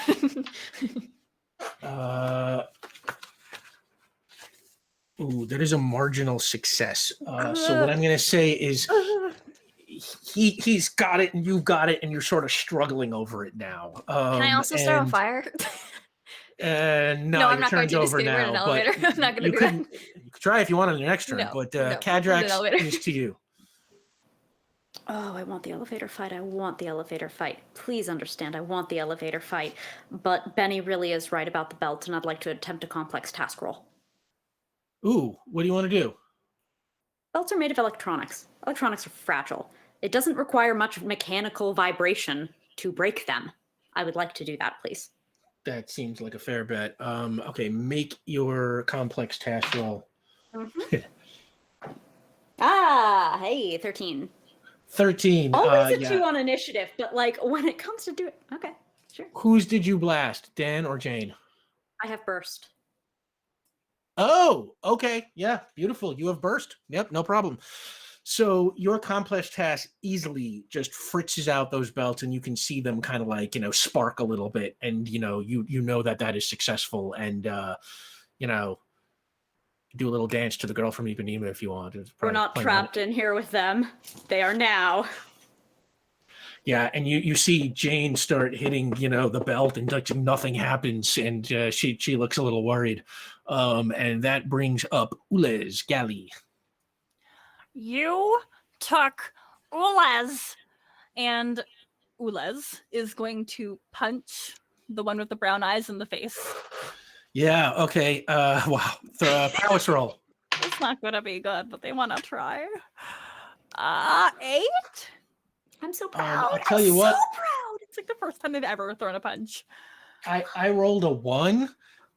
So with his strength at 4, I'm going to say since he's wrestling with Benny on that thing, he can't dodge, so he has to just take the hit, and that makes that a major success. And your strength is That's so 3. which takes another 3 off of Agent Dan, and he is out cold. Ow. Oh, Man, I love that. Thank you. I cracked one of my fingers. Vion, to you. Okay. So we've got Katie Sackhoff over here. Uh-huh. And she kind of looks down and sees, as she sees Ulez punch, her partner out, and she just kind of looks a little worried. As it's just her on the 4 of you. I would like to phase, and I would like to. Let's just do this on the fly. I would like to just put my arm through her head and stay phased. I'm not unphasing. I'm not becoming corporeal again, but I am just. I want to put her in a condition of don't screw around with us right now. And make a willpower roll. Okay. 5. I know the look of a weak man. You don't have the guts. Interesting.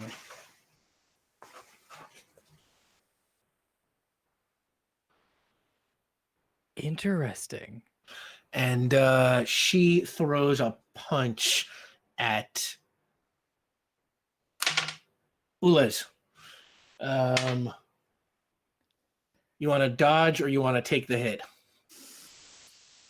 I'm gonna try and dodge. I had a moment Okay. where I'm like, maybe they would. No, they can't. They're fragile. Roll your coordination. I mean, they can tell they can't punch Omar, so they Vion, so they just punch the next closest person, and we'll say that's you. They super can't punch Omar. It would be Yeah. very impressive. They could be like Deadpool. I don't know.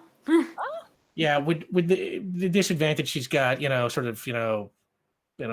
Vion right on top of her and the 4 of you surrounding, you are able to get out of the way and miss her punch, and that brings up Benny. Oh, I want to punch her through Vion. No. This is the strongest man I know, and it's just gonna like through Vion. I want to knock her in the jaw. Go for it, prowess. Oh my god! Every time. 11. All right, and you just clock her, and her head smashes against the side of the elevator, and she just slides down, and the 2 of them are now just laying in a pile on the floor. I'm getting really sick of being ambushed in elevators. I'm not gonna lie. I don't blame you. I would like to recorporealize, and I would like to pull the belts. I would like to phase the belts from them. And so now we've got 2 belts. That don't work because they've been fried, but yeah. For now, yeah. And because we're heading first, we're going to drop everybody off at the science center, or the science level first, or the science and or research and development, R&D. And then we're going to continue on. I wonder, Rick, can I mind control someone who's passed out?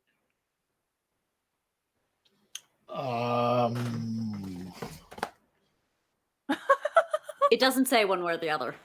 It doesn't say one way or the other. See, it says make a mind control versus willpower test, and I would assume that with no consciousness, you can have no willpower. So I'm going to say no. If if they're out cold, they need to have some level of consciousness for you to take control of that consciousness. Got it. Okay. Now, everybody remember that ruling for future reference, because I mess this stuff up all the time.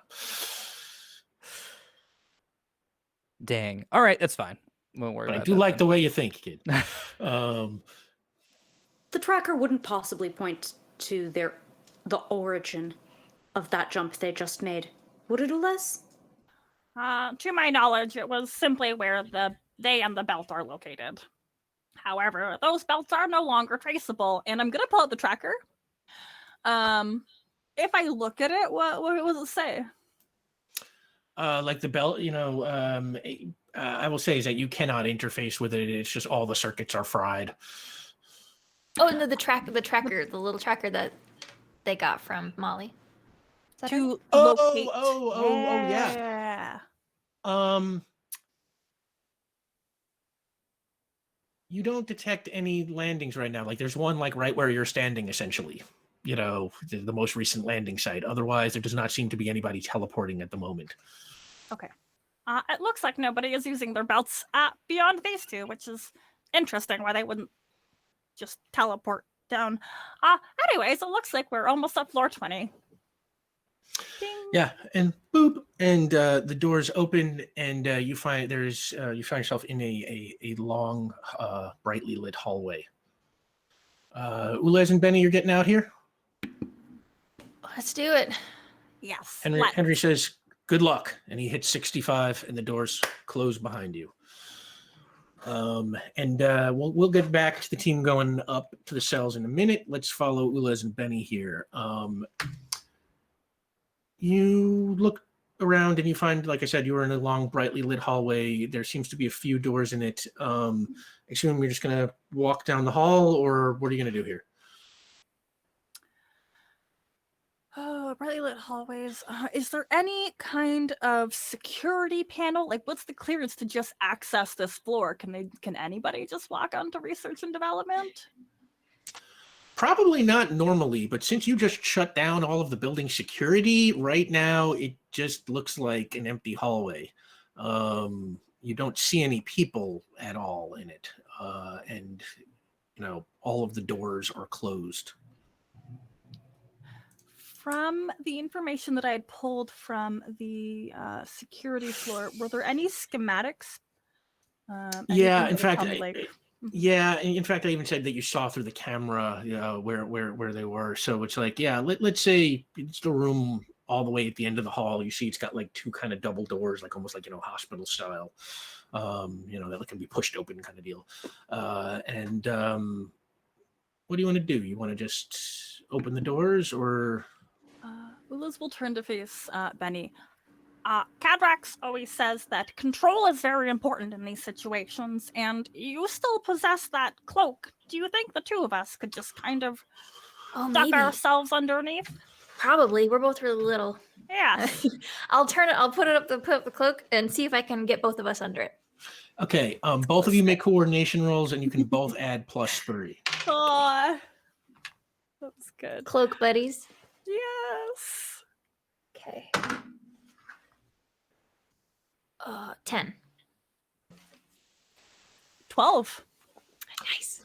Okay, yeah, you really gotta snuggle up together real tight. This thing's not really made for two, but you managed to pull it off with a 10 and a 12, and you make your way down the hallway. Anybody who's looking at you straight on would just see that kind of cloaking distortion, and you make it all the way to the doors, no problem.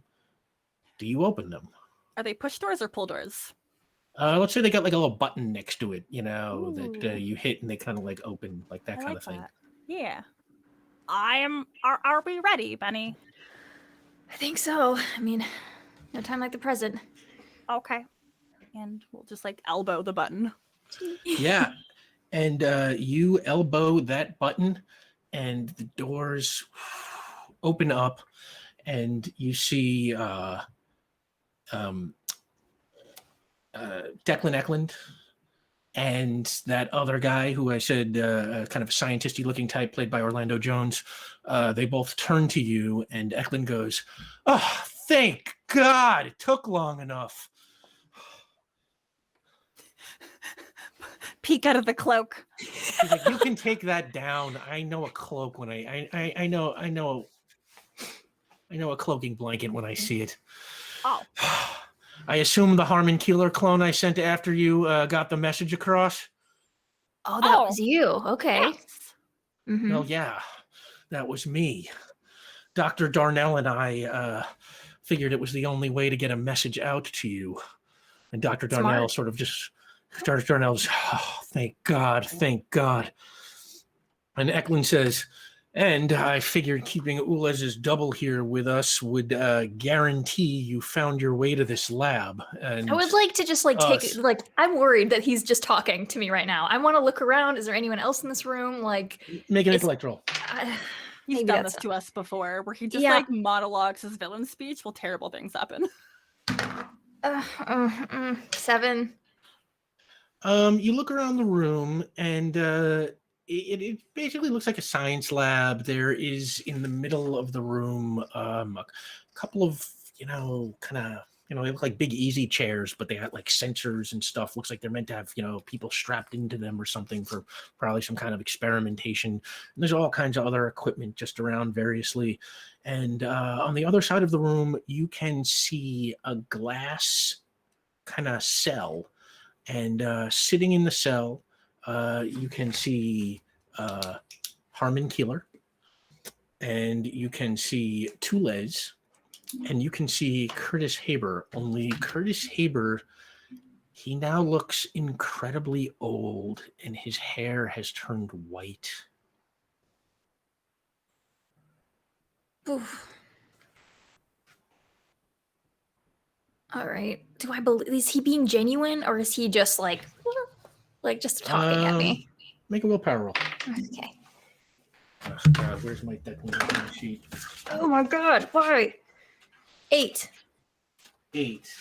Hang on. Sorry. It's okay. Too many NPC sheets.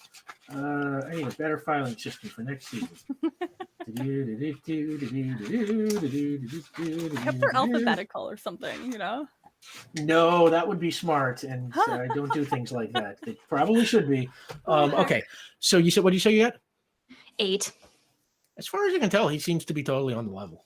All right. Well, I don't believe him. I mean, he might be that, but like, Benny is feeling very paranoid, so I think she's just gonna keep an eye out. We'll let him talk though.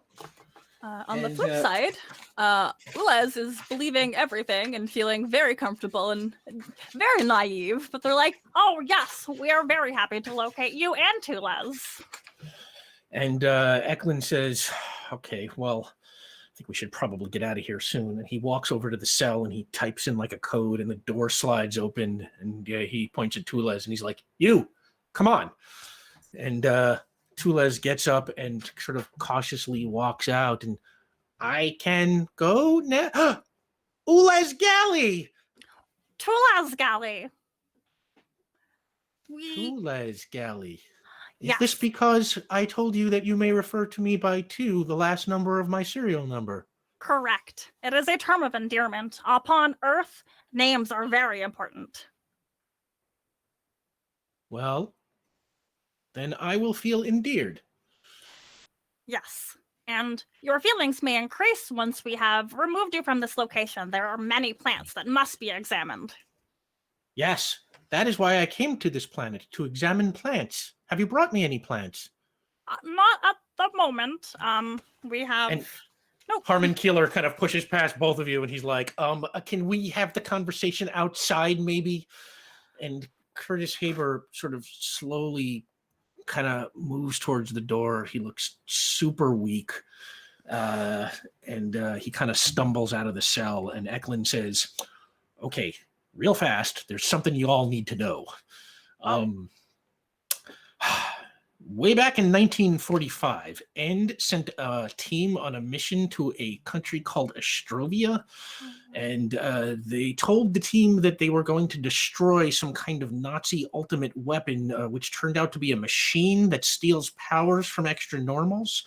And the team did their job, but End, being who they are, held on to that machine, and they've spent a lot of time and money over the decades trying to improve it, which did not work, of course, until they had me and Dr. Darnell here. See, I realized that Curtis Haber's power-absorbing abilities were the missing link, and by using the Nazi machine to transfer his power to a test subject, I could make the transformation stable and permanent. The downside is that it damn near killed Curtis here, and the upside is that the success it earned me allowed for the trust that allowed me to get Tulez and Harmon Keeler transferred here, so we could get you. So as you can see, it was a little bit of a trade-off. Who has the powers? Yeah, and Darnell looks at you and he's like, "We should get out of here before he shows up." Who has them? And then a voice from behind you. No. No one is getting out of here. And you turn around and you see Steve. And he is floating just off the ground. And Darnell says, he made us do it. And Steve says, power belongs to the powerful. For real this time. Then I guess you better get in line, and I want to try to flame on. Okay, and before we get back to that, let us zip up to floor 65. That's where you're going, right? To the alien strike force. Yes, The I'm door- expecting something kind of like Cabin in the Woods. Yeah.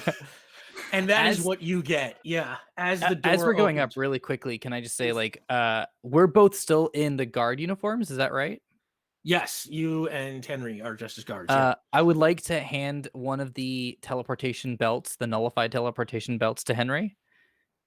Because are our uniforms similar to the two that we just knocked out, or are they different uniforms?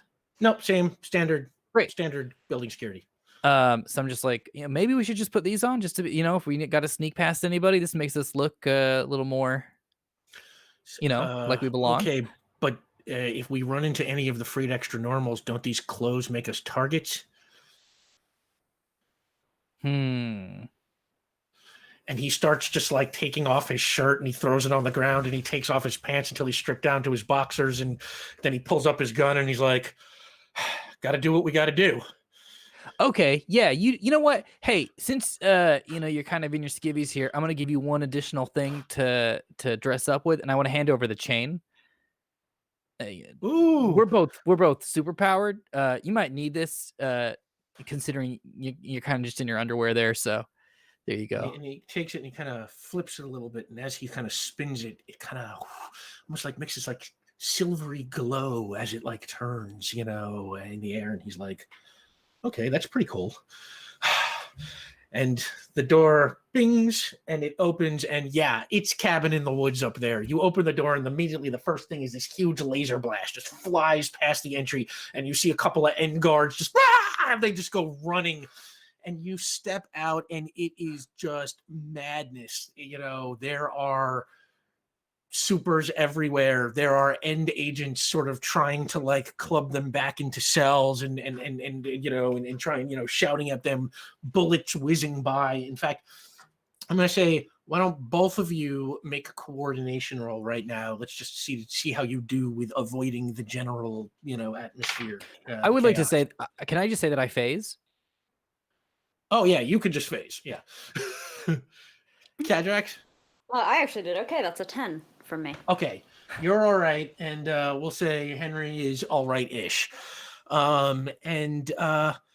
Yeah, you start making your way there. You're in a hallway. It goes in two directions, and the cell that you sent the message to is to your left.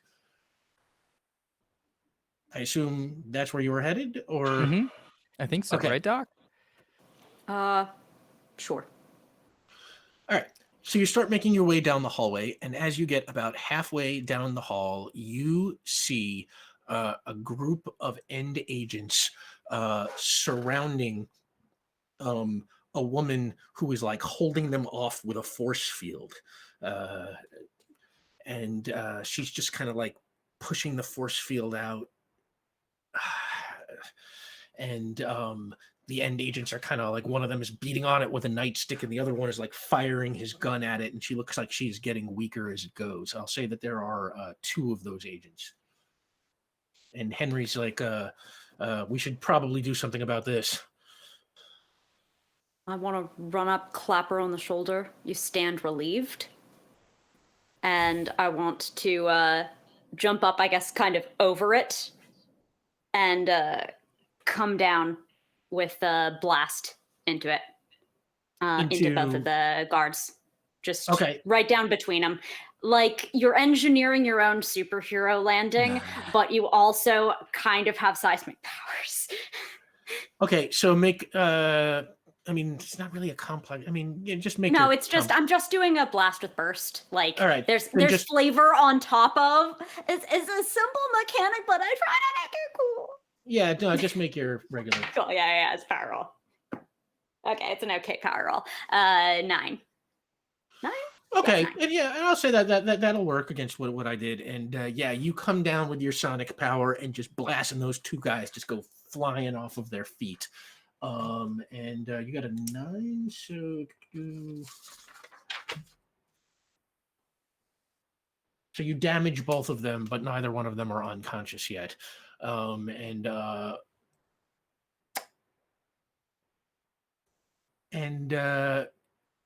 why don't the two of you make initiative rolls? I'm going to say Henry is kind of like guarding your back with his gun. 5. Okay. 10. Kadrax, you go first, then the guards, then Vion. Okay. Once more with feeling. Just- Actually, what this is, I'll stand back up and I will use a blast tuned to the note that I hear from that music that was ringing earlier. I'm going to match it and over amplify it, and that is my blast in effect. That's the frequency. Okay. I'll tell you what, as you try and remember that note, suddenly that music comes back to you. And take a point of determination, Kadrax. You get so wrapped up in that music in your head all of a sudden. You are sort of distracted by it as one of those guards just kicks your feet out from under you and you fall to the ground. I'm going to say you take another point of damage, bringing you down to 5. Then the music goes away and the other guard tries to throw a punch at you. Now you can do whatever you'd like, to defend. Shield. What'd you get? 11. Oh, okay. Yeah, no problem. He just hits the shield. Like, ah, like you almost hear the crack as his hand breaks. And that brings up you, Vion. Oh boy. In order to do anything, I'm gonna have to unphase. All right, let's just do it. We're in the fight. All right, I'm gonna unphase, and I would like to just run up and just kick the back of one of the guards' knees. All right. Not the shield damaged one, like the other one. I just want to in the back to just so they lose their footing. Sure. Well, he's actually already on the ground. Oh, right. Adrax knocked them both off their feet. So you just want to kick him in the head or something, or? Yeah, just a little cowboy, to the side, like how you do just to close out the fight. Yeah, make a prowess roll. All right. Here we go. Okay. You know what I will say also, Vion, inside of you, you have, as we have learned, a lot of anger deep down inside. Yeah, that's true. And because of that, I'm giving you the quality, I can get angry. So if you want to spend a point of determination to activate that, that will always be good on an attack for you. But that's up to you. Good I'm just to letting you know that know. it is available. Okay, good to know. I won't use that right now, but I'm just Yeah. gonna do an unangry kick because I feel Okay. pretty safe well- about the doc being around. We'll But say that anger that you summoned when you were meditating on Sunny has left a mark on you. Great. So what'd you get? that was a 6. That was a 6. Okay. You hit the guy and, you kick him. It doesn't really do it. It doesn't really, you're not the best physical fighter exactly. Yeah. But you do land the kick. And I will say that you get, you do damage to him, although it clearly doesn't look like quite a bit. Mm-hmm. He's not out, but you did hurt him. And that brings us back to Kadrax. I'm on the ground. Yeah. Another individual is also on the ground. 2 other individuals. Indeed. I have discovered that at least one such individual does not like being hit with plasium. That does not please them. Unfortunately, I don't care what they like. So I'm going to introduce my shield to, Prowess. Yes. Oh God. Max die. Okay. So that's 13 on me. 13 for you. I rolled the 1. So I'm going to say is that you clock that guy so hard with the Palladium buckler that he actually just smashes into the dude next to him. And you deal enough damage to take out both of them. They are both unconscious. And that woman with the force fields, she's like, thank you. And Henry's just like, maybe we should keep moving. And like as he says that, you can see a crowd of like 4 more of those guards running down the hall towards you. But before they get anywhere near you, from behind them, you see Syquin and Ebos leap off the ground and just take them both down and like club, boom, boom. And as you just stand there and watch Syquin and Ebos just finish those 4 guards off and stop, and then it's fine like, hey! And Ebos is like, I know you. You get caught too? We came to come get you. Yeah, we're the ones that freed you. And Syquin is just like, as you can see, we are already free. And Evos is just like, loosen up. It's like, come on, let's go take some more of these guys. All right, we got some more folks to go grab, but if they're, what I would like to do, I'm gonna give them my radio. Oh, okay. The earpiece. Yeah, we're getting everyone out of this thing. It's kind of like a little bit of a liberation movement that's going on. So we can contact you with this. That this will go also to the doc's ears, and we'll be in touch. Let's get everybody out of this building. Does this work? And Ebos puts it in his ear, and suddenly, like down in the lab, like Benny and Ulez, you suddenly hear this voice go. It's like, hello, testing 1, 2, 3. This is Ebos talking to all the ladies out there in Radio Land. Is this thing working? And then it cuts off. Yeah, and then he's like, all right, we're gonna see if we can help some other people. If you can find the general in Kabul, we would much appreciate it. That sounds good. We'll do that. And they go kind of leaping off. They kind of like do this hop thing, they try to like, fly down the hallway with their like kind of leaping abilities. And on that, we will zip right back down to the lab where Benny and Ulez, as you are having this tense face-off with Steve, you hear that bizarre, suddenly, signal in your ear. I did roll a 3, so I am able to catch on fire as soon as you will let me, but... Okay, yeah, you catch on fire, and so does Steve. Mm-hmm. And Steve says, you see, they gave me Curtis's powers, and in our last meeting, I used those powers to absorb all of your powers.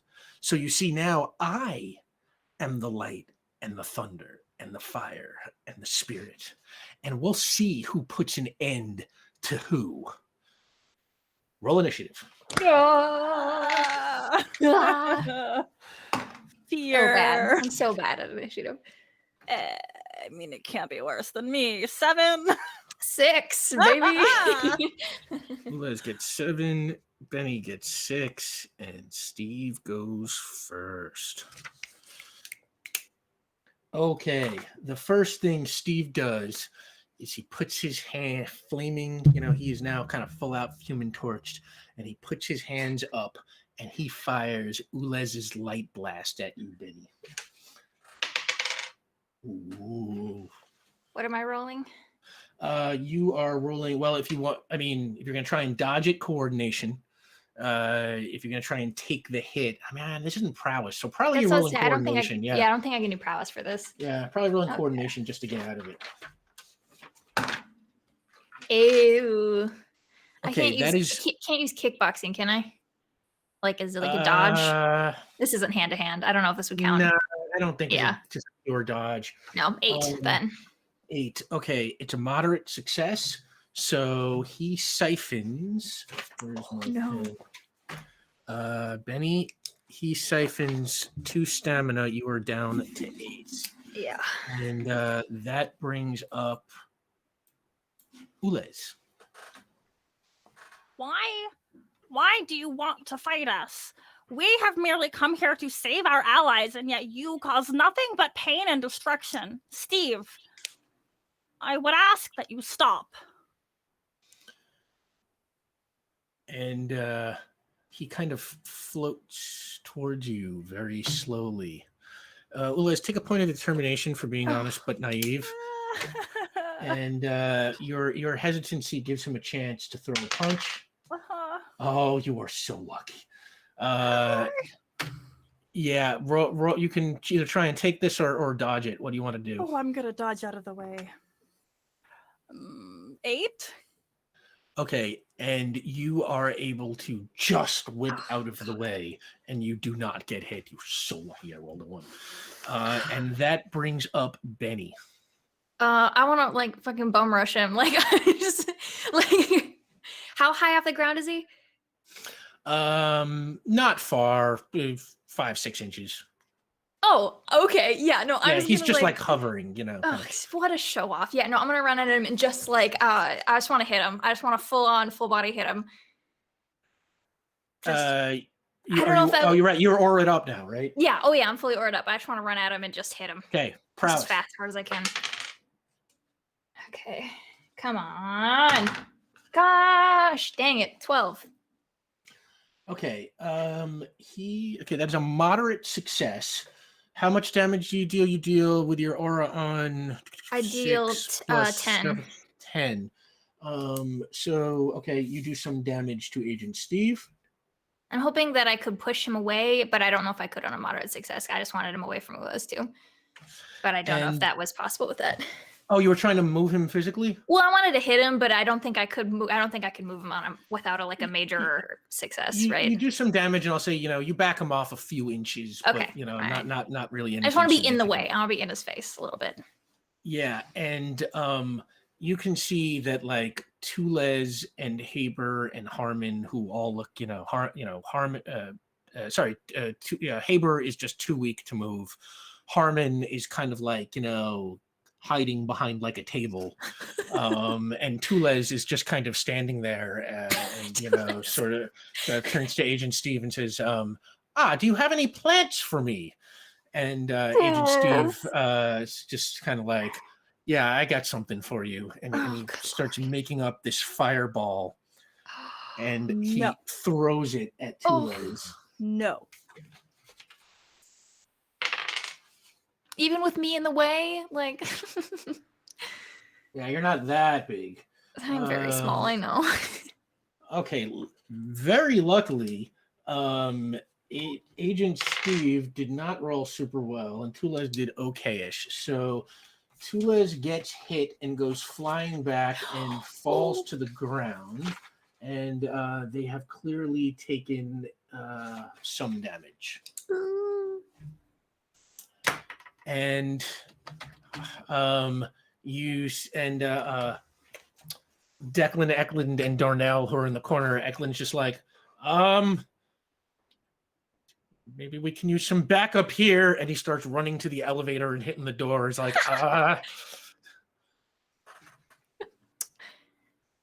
And let's on that fly back up to the 65th floor. You make your way towards the cell where you sent the message to. And sitting in the cell on the bed very calmly is General Zoll. And when you walk in, he says, I got your message. Thought I would wait here for you. Courteous General, thank you. Well, we reached an accord, and frankly, I'm not that happy about being here. The accommodations seem grossly inadequate to someone of your standing. Can we facilitate your evacuation? Can you help me find my team? I believe I can. We are missing only one final member. Cyclone and Ebos are engaging in recreational violence. Teenagers. Ebos is healed very well. I'm pleased to see. He's coming along nicely as far as I can tell. I have not been able to see a great deal of him. Let's fix that right now. Do you know where Kobold was kept? They're somewhere on this floor, but I don't know where. I'd like to amplify my voice thaumaturgy style and holler Kobold. Oh, wow. Make a complex task roll. Sure. Hey, nice. Wow, gosh, this die. I got this die like a few weeks ago, and other than initiative, it's been so nice to me today. 12. 12. Okay, yeah. It this is like one like call back to Beware the Moon. This is like you amplify your voice and it just like booms through all the hallways. And after a couple of seconds, your earpiece comes to life, and all three of you wearing the earpieces, Benny, Ulez, and Kadrax, you kept yours, right? And all three of you suddenly hear the voice of Ebos, who's just like, "Whoa! Did you all just hear somebody say Cobble's name real loud? What the heck was that?"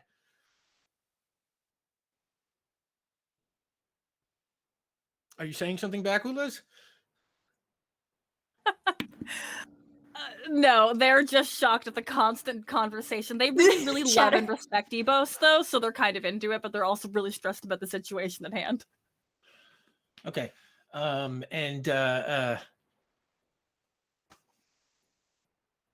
As you wait, Zol just kind of folds his arms and he's like, "I'm sure she will hear that." And couple of minutes later, Cobble pokes her head around the corner. I think she said she was like Jennifer Lawrence, but with sort of translucent skin that lets you sort of see all of her internal organs sort of through it. And she kind of pops her head around, "General!" And the general's like, "Cobble, are you okay?" And she's like, "Sir, I could use my equipment, but I am all right. Do we know where Cyclin and Ebos are?" And Zol is like, "Yes, perhaps we should go." And he's like, "Maybe we take the stairs." And he kind of looks out into the hallway and sees like all like the the commotion going on. He's like, "Are you coming with us?" We have further obligations before we can leave. "Then we will see you on the other side. If you see Cyclin and Ebos, send them looking for us." And they head into the stairwell. And you start making your way down the hall, and Henry's just like, "Okay, now we get Michelle, right?"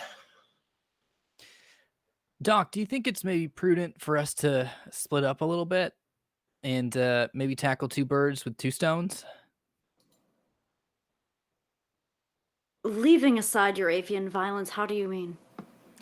Well, we got two more floors to tackle, right? And I'm sort of putting it together that I can just kind of walk through the crowd. So if you want to go on the Michelle retrieval, I can go pop up and grab number 3. And then we can go speed up our process a little bit, get back to our friends a little bit faster. If you believe that to be maximally efficient and you feel safe splitting off. As long as you're okay with it, I feel fine. I am secure, and it will be good for the fragile among us and the least dressed to have some sort of armed guard. Henry kind of nods. "All right. How do we keep in touch with you?" That's a good question. You have my number. I'll call you and leave the line open. Great. Yeah. We'll do it old school. Perfect. And we'll say Kadrax and Henry, you head to the elevator. Vion, you're going after Harmon, or is what you said, right? Yeah. I Okay. think I'm also taking the elevator up, right? Well, they're going up, you're going down. I think That's right, okay. Harmon's So on why don't we 55. take the stairs? I did have a whole notion earlier. Besides, good exercise. All right, Beyond, you get the elevator and you head down. Henry into the stairwell and kind of like looks around, and it's like, he's like, oh God. And you walk in there, and then inside it's like there are superhumans fighting end agents. One of those end agents just like falls right down the center of the stairwell in front of you. You see like a superhuman would just fly down right after him, just throwing punches. It's just, again, just melee madness in there. And Henry's like, okay, I don't know if we're going to make it up this way. Come fly with me. Can you can do that? You can. Well, I could deadlift you. Okay. And he kind of puts his arm, kind of around your shoulders, like, and kind of hangs on your back there. God, I'm not that great with heights. I'm just going to close my eyes here. Cadrax. Yes. Make a strength roll. Your flight is automatic, but let's make a strength roll to see if you can hold on to him. That seems very fair. I mean, Sam could deadlift this guy. I don't know how much does Sam Kang weigh. He looks pretty stacked. Yeah, I suppose he might be at the upper end of my deadlift, but I don't think he's too much of a 90. That's an 8 from me. An 8, okay. That's enough. And Henry's kind of holding on. You're a little slow going. It's not exactly the smoothest flight that you've had since you acquired your power a couple of hours ago, but yeah, you are able to pull up floor by floor, and as you go, you're just watching. It's like, there's a guy with claws ripping apart end agents on one landing. The next landing's got a guy with rubber powers wrapping himself around them, and you just keep going up and up and up. And we will get right back to you as we zip right back down to the lab. And in the lab, we, I believe, left off on Ulez Galley's turn. Mm-hmm. Oh, heck. So after witnessing them just blasting Ulez is going to kind of like square their shoulders and puff out their chest a little bit. You do not get to hurt my allies like that. This is not fair, Steve. The power does not belong to the powerful. Myself and my allies, we are trying to be defenders of this planet Earth, and you make this very difficult when you have chosen the path that you have stepped upon, and I cannot let you tread it any longer.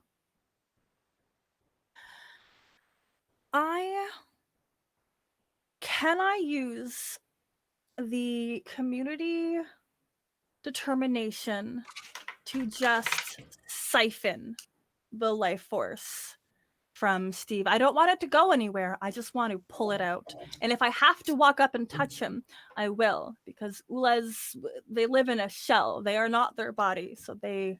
Well, you can do that with your light blast. Yeah? That's how you energy drain, right? But So it's like... Okay.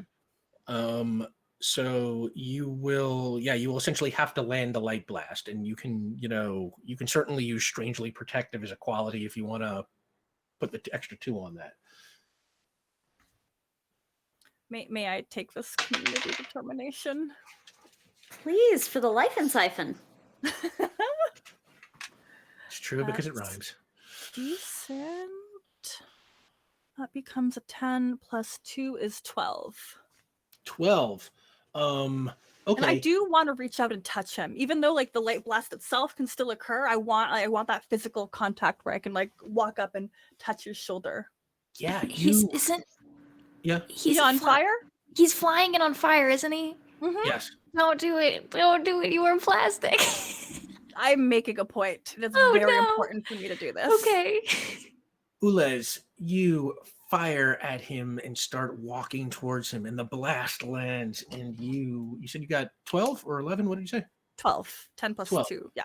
Okay, and you are definitely siphoning energy from him. 4 points, I'll say. Although it doesn't matter. You're at maximum stamina. So it's like, yeah, they don't go anywhere. You're just vampirically sucking the life out of him. And it hurts and it hurts. And he just, as he feels that, he's like, ah! And given that movement is free, he phases and flies up through the ceiling and disappears. What a dick. He doesn't get to just go. I'm immediately on comms. I want to tell. I'm gonna be like, okay, we're down in on level 20. We have Declan and a scientist whose name Caitlin forgot right now. Darnell and Haber and Tulez and Harmon. I don't know if this is a Harmon or the Harmon clone, but Steve has Haber's powers, and he has all of our powers now. So and he's loose in the building. Watch your back. And then she's like, as fast as she can, like panic spiel the what's the situation. Eklund's just like, okay, if you're not going now, I am. And the door opens and he gets in, and then Curtis Haber sort of like trying to kind of stumbles towards the elevator. He's like, you gotta get me out of here. Yeah, you gotta get out of here, buddy. Declan, please take Tulez. We have done so much for you. The least you can do is help us. All right. Well, if you're coming, come now. Declan, take these guys. Yeah, no, we're shuffling. Everyone else who wants to go is going into the elevator, but Ulez and Benny are sticking around. And Tulez says, "Are there plants where you're going?" And Eklund is just like, "Oh, for the love of God, yes! Just come on!" and Tulez, bops their way into the elevator, and the doors close, and it goes down. Okay. Is there more? Is it an elevator bank, or is there just one elevator on this floor that stops here? There are, I think it's a bank of 2 is what I said it was. Okay. So they're 2 side by side. Okay. Well, we went up. Or elevator. Stairs too. I guess that can't stop us on the stairs. But it sounds like, do we hear like chaos though? Like echoing down a staircase? As you get into the stairwell, yes, all of a sudden the sounds of chaos erupt, and you look up and you can see like lasers being fired and all kinds of crazy crap happening. Okay, so first then, is there any sort of like security station, to any sort of like connection into like computers? I mean, it's in the science lab that Ulez could maybe tap in and we could try to find Steve before we just are wildly running around the building? Make an intellect roll. Both of you can do it. Okay. 11. Oh, Okay. 4. Well, they got an 11. So you start searching around the labs and like examining the computers to see if they are just scientific or if they have some kind of security interface also. And while you are doing that, Vion, you arrive on floor 55 at the cell that was designated Harmon Keeler cell. How long did that elevator trip take? Oh, not super long. Why? What do you want to know? Okay, once I hit the button to get down to the level, I would like to have phased, and I would like to have read through the book, and I just want to prep something. I'm testing something for maybe a little bit later, but I want to try to activate elemental control. Ooh. Elemental control. Hang on.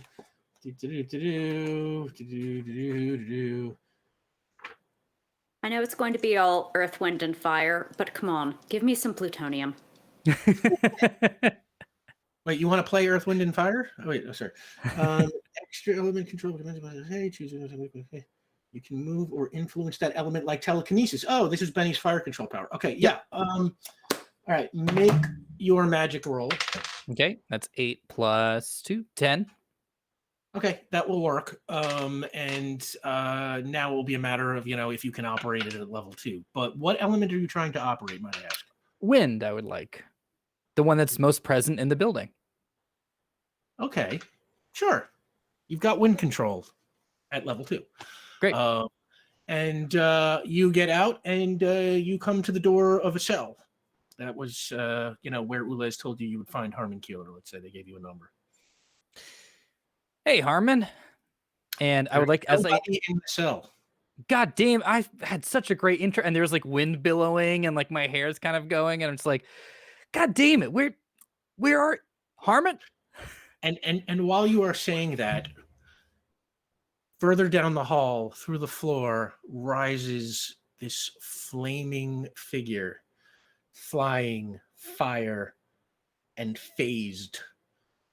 And he stops and he says, Vion, and all by yourself. I would like the wind to just stop blowing because I'm just kind of, I was expecting there to be a nice theatrical thing. Steve? Took the wind out of your sails, did I? Terrible, honest to God, terrible, absolutely terrible joke, Steve, if I'm being completely honest. And that's coming from a writer. And I would like to start kind of like pacing a little bit. In fact, I would like to unphase. You unphase? Yeah. Okay. You unphase.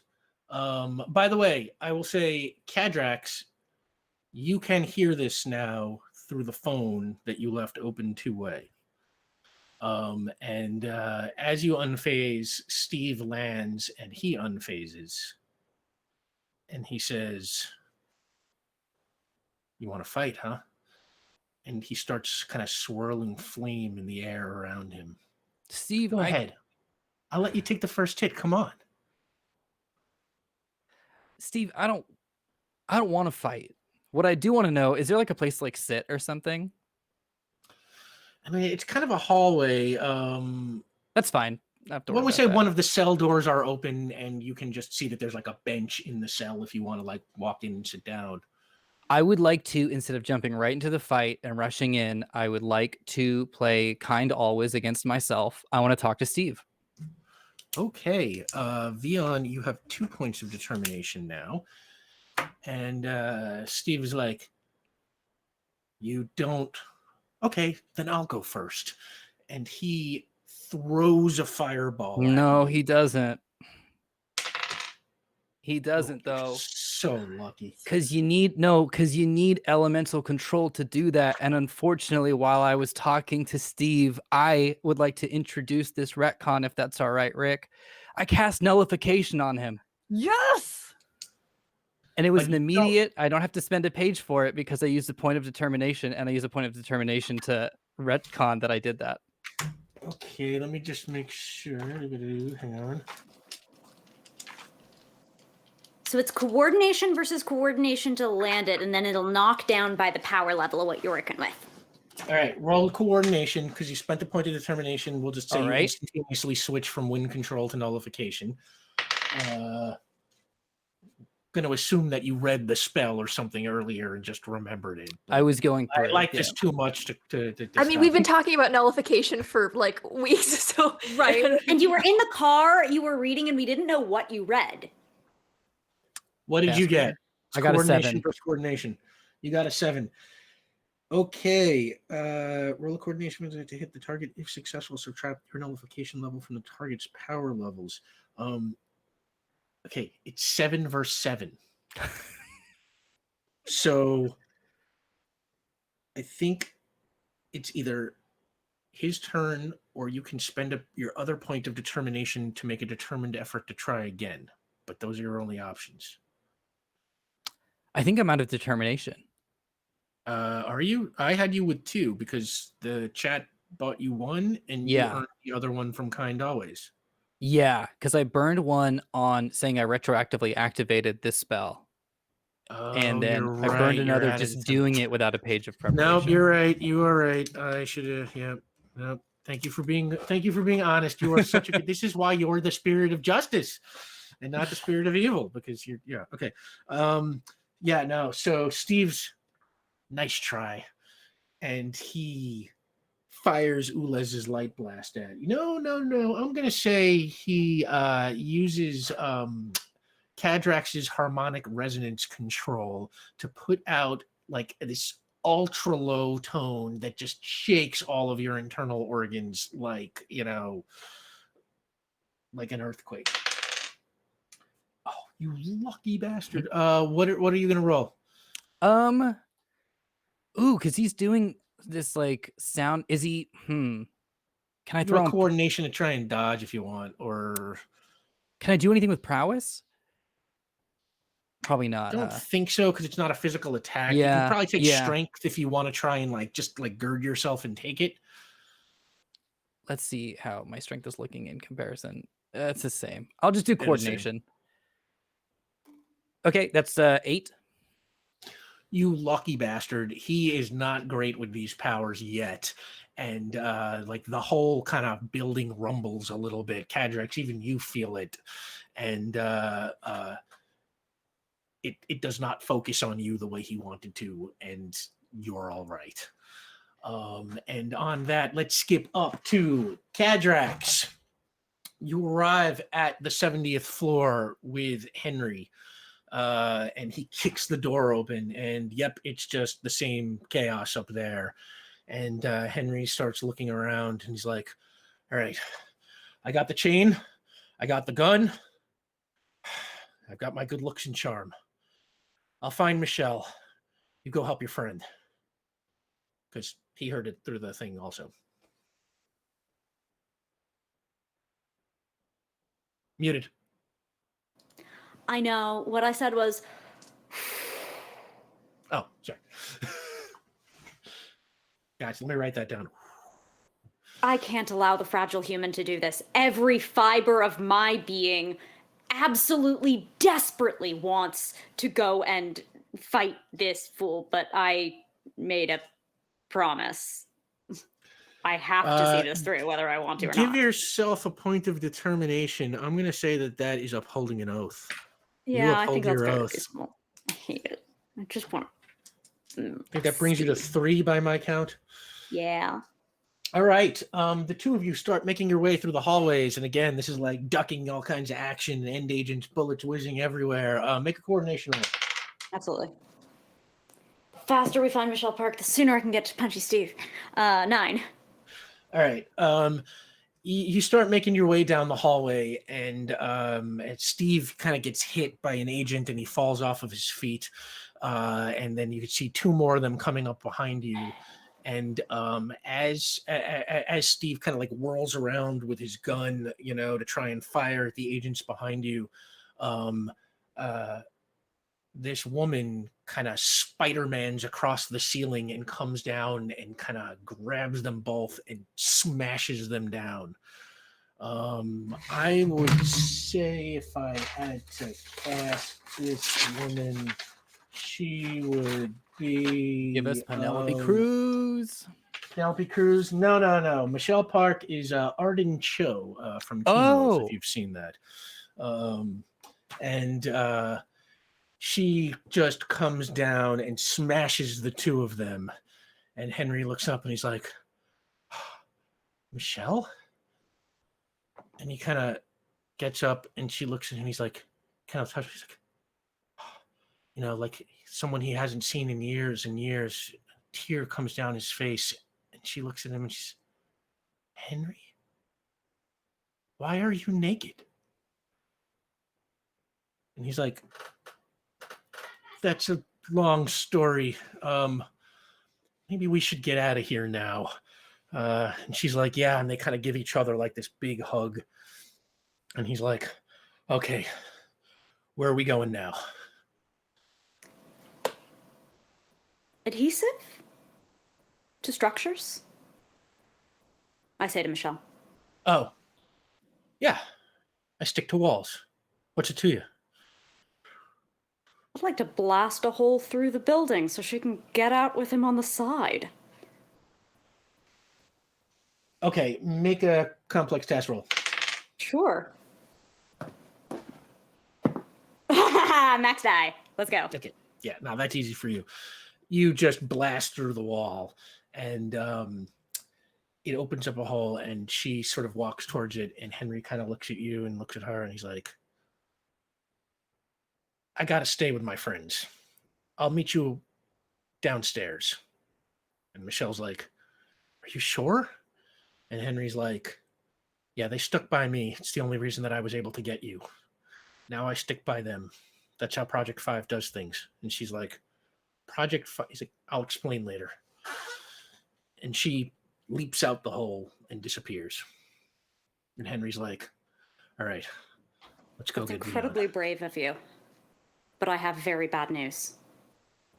We're going that way too. Huh? I'm going to grab him, and we're going to go down, and I'm going to blast my way back into the 55th. Oh my God. Okay, I'm not, because you can carry him before, I'm not even going to make you roll for that. You grab him and you fly out the hole. And as you fly out the hole, you can now see that because Ulez took down the building defenses, this gigantic 80-floor skyscraper now stands totally exposed in the middle of the rail yards. And you fly down, just zipping straight down the side of the building. And I'll say you can eye out, from 70 to 55, kind of counting very fast as you go. I won't make you roll for that, but I will make you roll to see if you can blast back through it. So, complex task roll. Oh, yeah, you're going to get it. All right, good. 11. All three of my... excuse me. All three of my die have failed me tonight, and I am disowning all of them after this game. Oh, good. I'm glad they accepted the bribe. What? Yeah, I figured. You blast through, and Vion, we're going to say this was all happening relatively coextensively. So right after that nullification thing fails, and, he's like, nice try. And he raises his hands, and they sort of swell with fire. And as he's about to fire this huge fireball at you, the wall just blasts in and just falls all over him, and the fire discharges and completely misses you. And Kadrax and Henry come flying in, and Henry points his gun at Steve. Hey, Doc. You didn't think we'd ghost you, did you? See, Steve, that's a joke. Oh my God.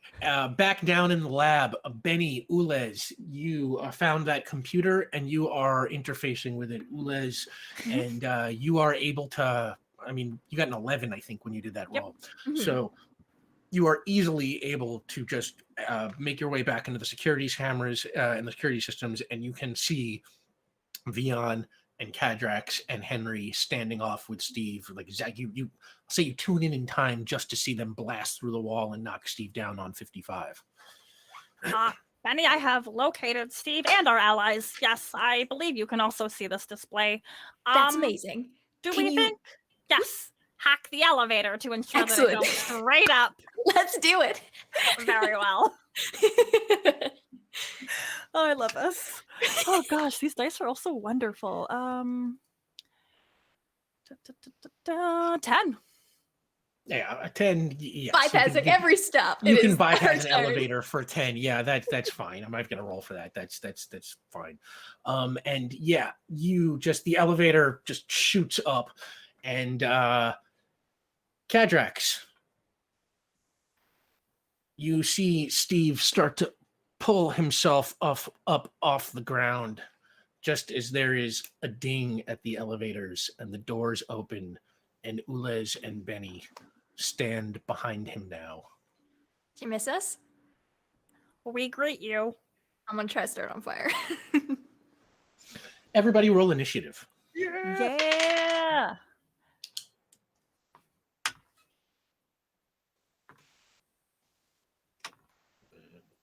Six. Okay. Sorry, hang on a sec. Okay, so Vion 9. 6, Kadrax 9, Benny's 9. at 9. Benny, your Oh, coordination's yeah. 4. Kadrax's is 6, so Kadrax 5. before Benny. Ulez, you got a 6 also. Mm-hmm. Ulez, your coordination is 4. Got it. Vion's is 3. So Ulez, you go before Vion. How did I have more coordination than you? All right, so the order is going to be Kadrax, Benny, Ulez, Steve, Vion. Henry kind of backs up and he keeps his gun trained on Steve, but kind of, now that the heavy hitters are here, he kind of gets his, fragile naked body out of the way. And he's like, I've got you covered, don't worry. Kadrax?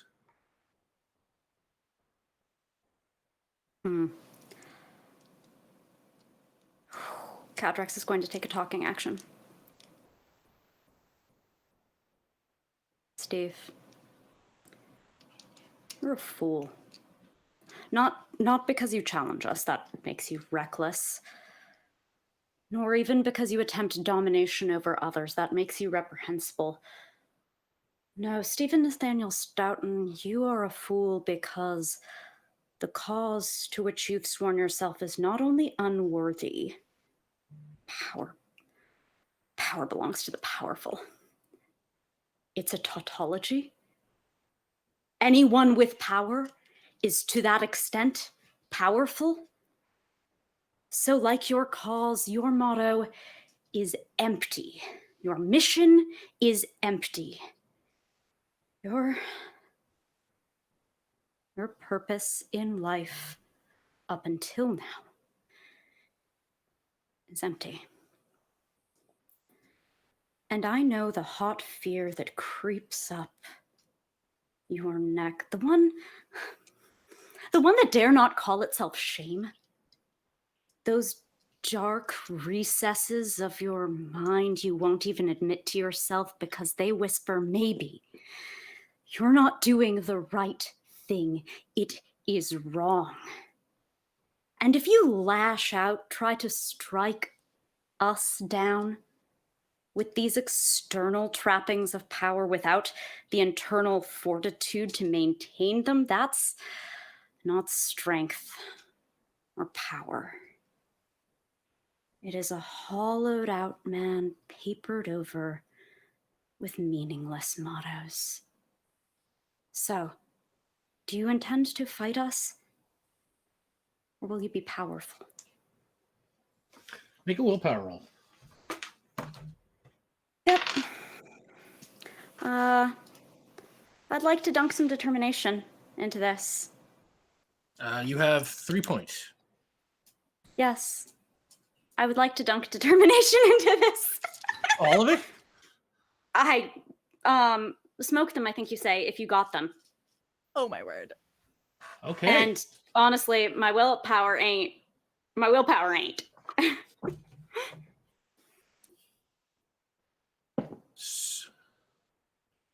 Okay. 13. Okay. Now, Steve has an exceptionally high willpower, being who he is, but Yep. that is a moderate success. So Okay. what I will say is he kind of floats there.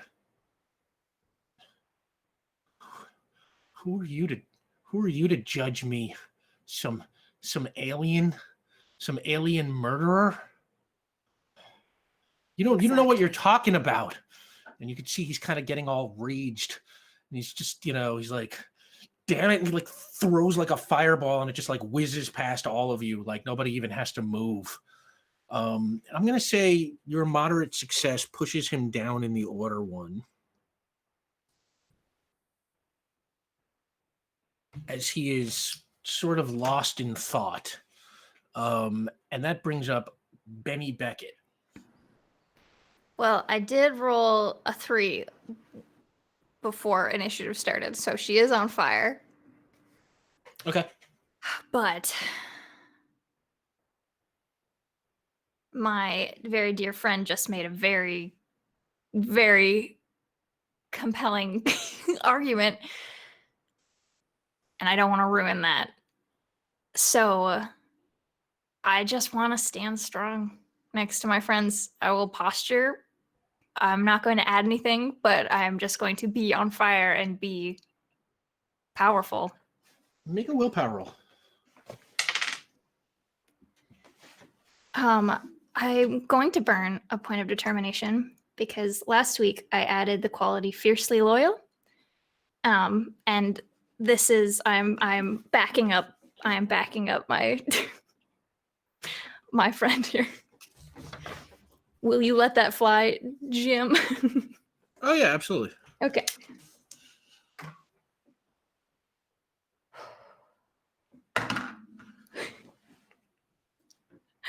That's a 14. And Steve just kind of throws fireballs at the floor and he's like, come on, Come on, you all talk too much. Fight me! Liz? We are the defenders of this planet with our light, our fire, our spirit. And this would be a lot more convincing if I remembered what the last one was. Thunder. And our thunder. We do not have to fight you. Simply by existing, we are stronger than you. And I will roll a willpower. Mine's not as good, and I don't have any determination. That's like the best that I could get. 8? And he's just, We glow a little. you're nothing. You're weak. You're bugs to be exterminated. You don't deserve what you have. Beyond. All of my friends have spoken and stood by, and I am the spirit of justice. And I want to kind of walk over. He's still like the ceiling fell down, right? He got like knocked down and everything like that. Yeah, he got back to his feet, and I'll say he's like hovering an inch or two off the ground. He's on fire, not phased. Inch or two off the ground, not phased. He's on fire? Yeah. Okay. Okay. I like lean down and I just like have like a little rock and I just want to like chuck it like up and down if that's all right while I'm like talking. And just like the funny thing about being powerful is that it's the little things that get you, Steve. And the funny thing about justice is that it's not always kindness. And I would like to phase. And I would like to just pop that little pebble that I've been juggling right in his throat and just leave it there and step back. You know, Make a coordination roll. okay. 9. And you push the pebble through his throat, and he.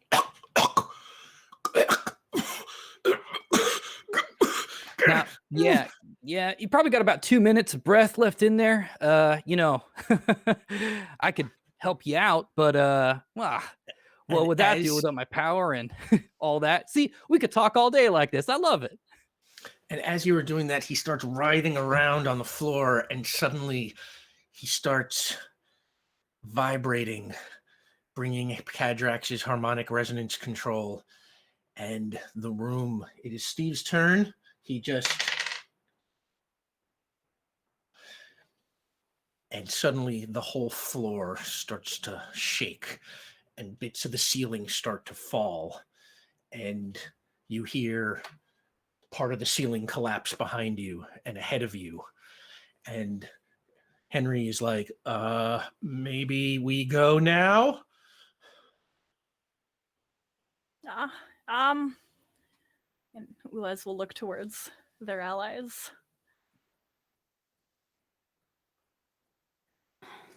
There are too many left in this building. If he brings it down, they all die. His mistake here was no one knows our powers better than we do. How do we stop it from falling down? I just looked at Cadrax. Some people are trained in the voice. I'm going to counter. Make a complex task roll. Okay. 10. Okay. You turn on the voice and you start trying to find the frequency that he's been hitting and counter him. And it just, it is overwhelming. You know, it's like Steve has a ton of power just like you do. And he's firing at you, you're firing at him, kind of the two frequencies just rubbing up against each other, you know, with this horrible dissonance. And you are feeling almost overwhelmed by him, but you're better. And you are able to control the pulses and start to push them in the direction that you want and back at him. And suddenly they sort of cancel each other.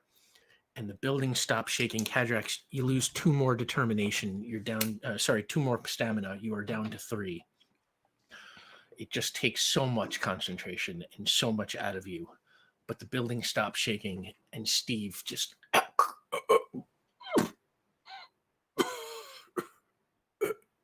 Do I have my turn? Yes. So he's on fire, and I can't be burned, so I'd like to restrain him. I mean, make a strength roll. Do I get any sort of help here because he's choking? Well, what I'll tell you is that, like, what do you get? Bad. That's a 5. I mean, okay, that ain't great, but he is choking. He cannot resist at all. So what I'll say is you don't have a great grip on him, but No, I just want to get his hands behind him. Try. You have got him. And Henry's like, all right, now what do we do? Wait! And Fion, do you still have those cuffs? Oh, yeah. I pull him out. And I chuck him over to Benny. Okay. Is he still alive? And you look over, and Steve has kind of passed out. Beyond. All right. And I go and I pop that pedal out. All right. And since you've done this a bunch of times, there's no problem for you. And the pebble comes out, and Steve is just out, unconscious. And What do you say we go find some of that nullification tech? Sounds like the right idea to me. Okay. Since we are getting up there in time, I will say the building slowly empties out. The supers, the end agents. I'll say if you want, you do some search, but you don't really find any of the nullification tech. Wherever it is, it's hidden too well, or it's not on the premises. You make your way out the hallway that you originally came in, only this time with Steve in cuffs and Henry in his underwear. And you get out front, and when you get out front, you see the entire site is now surrounded by the military. And Bruce Buck is standing in front of the building, guns, and he's just pointed at you, and he's, well, come on, get out of the way so we can arrest the bad guy. We kind of took care of that for you, and we're gonna turn him around, and he's got cuffs on. Or I guess they may be there in front. Doesn't matter. He puts his gun away, and he walks over to Steve, and he's like, "Ha, not so tough now, are we?" And Steve's like, and he's like, all choked up, I see. And you look around, and there are army guys taking end agents into custody all over the place. Off to one side, you see Syquin and Kabul and Zol and Ebos all standing together and hugging and reuniting with each other. Henry and Michelle also locate each other in the crowd, and they give each other another big hug and just start laughing as they can't believe this nightmare that has stretched on for them is over. And Tulez comes walking out of the crowd towards Ulez and says, so I do not know if I like it here. Oh, it kind of grows on you, It feels to me like this planet already has an Ulez galley. Oh, yes. I can probably take over the research if you'd like. Could we swap parts, though? I am severely lacking at some bits. I might have things to offer you. And then as you were talking, Zol sort of walks up and he says, you know, we could use a healer. And Tules sort of turns and says, are you going somewhere with plants? And Zol says, I think that could be arranged. And Tula says, I must help my friend first. Don't leave without me.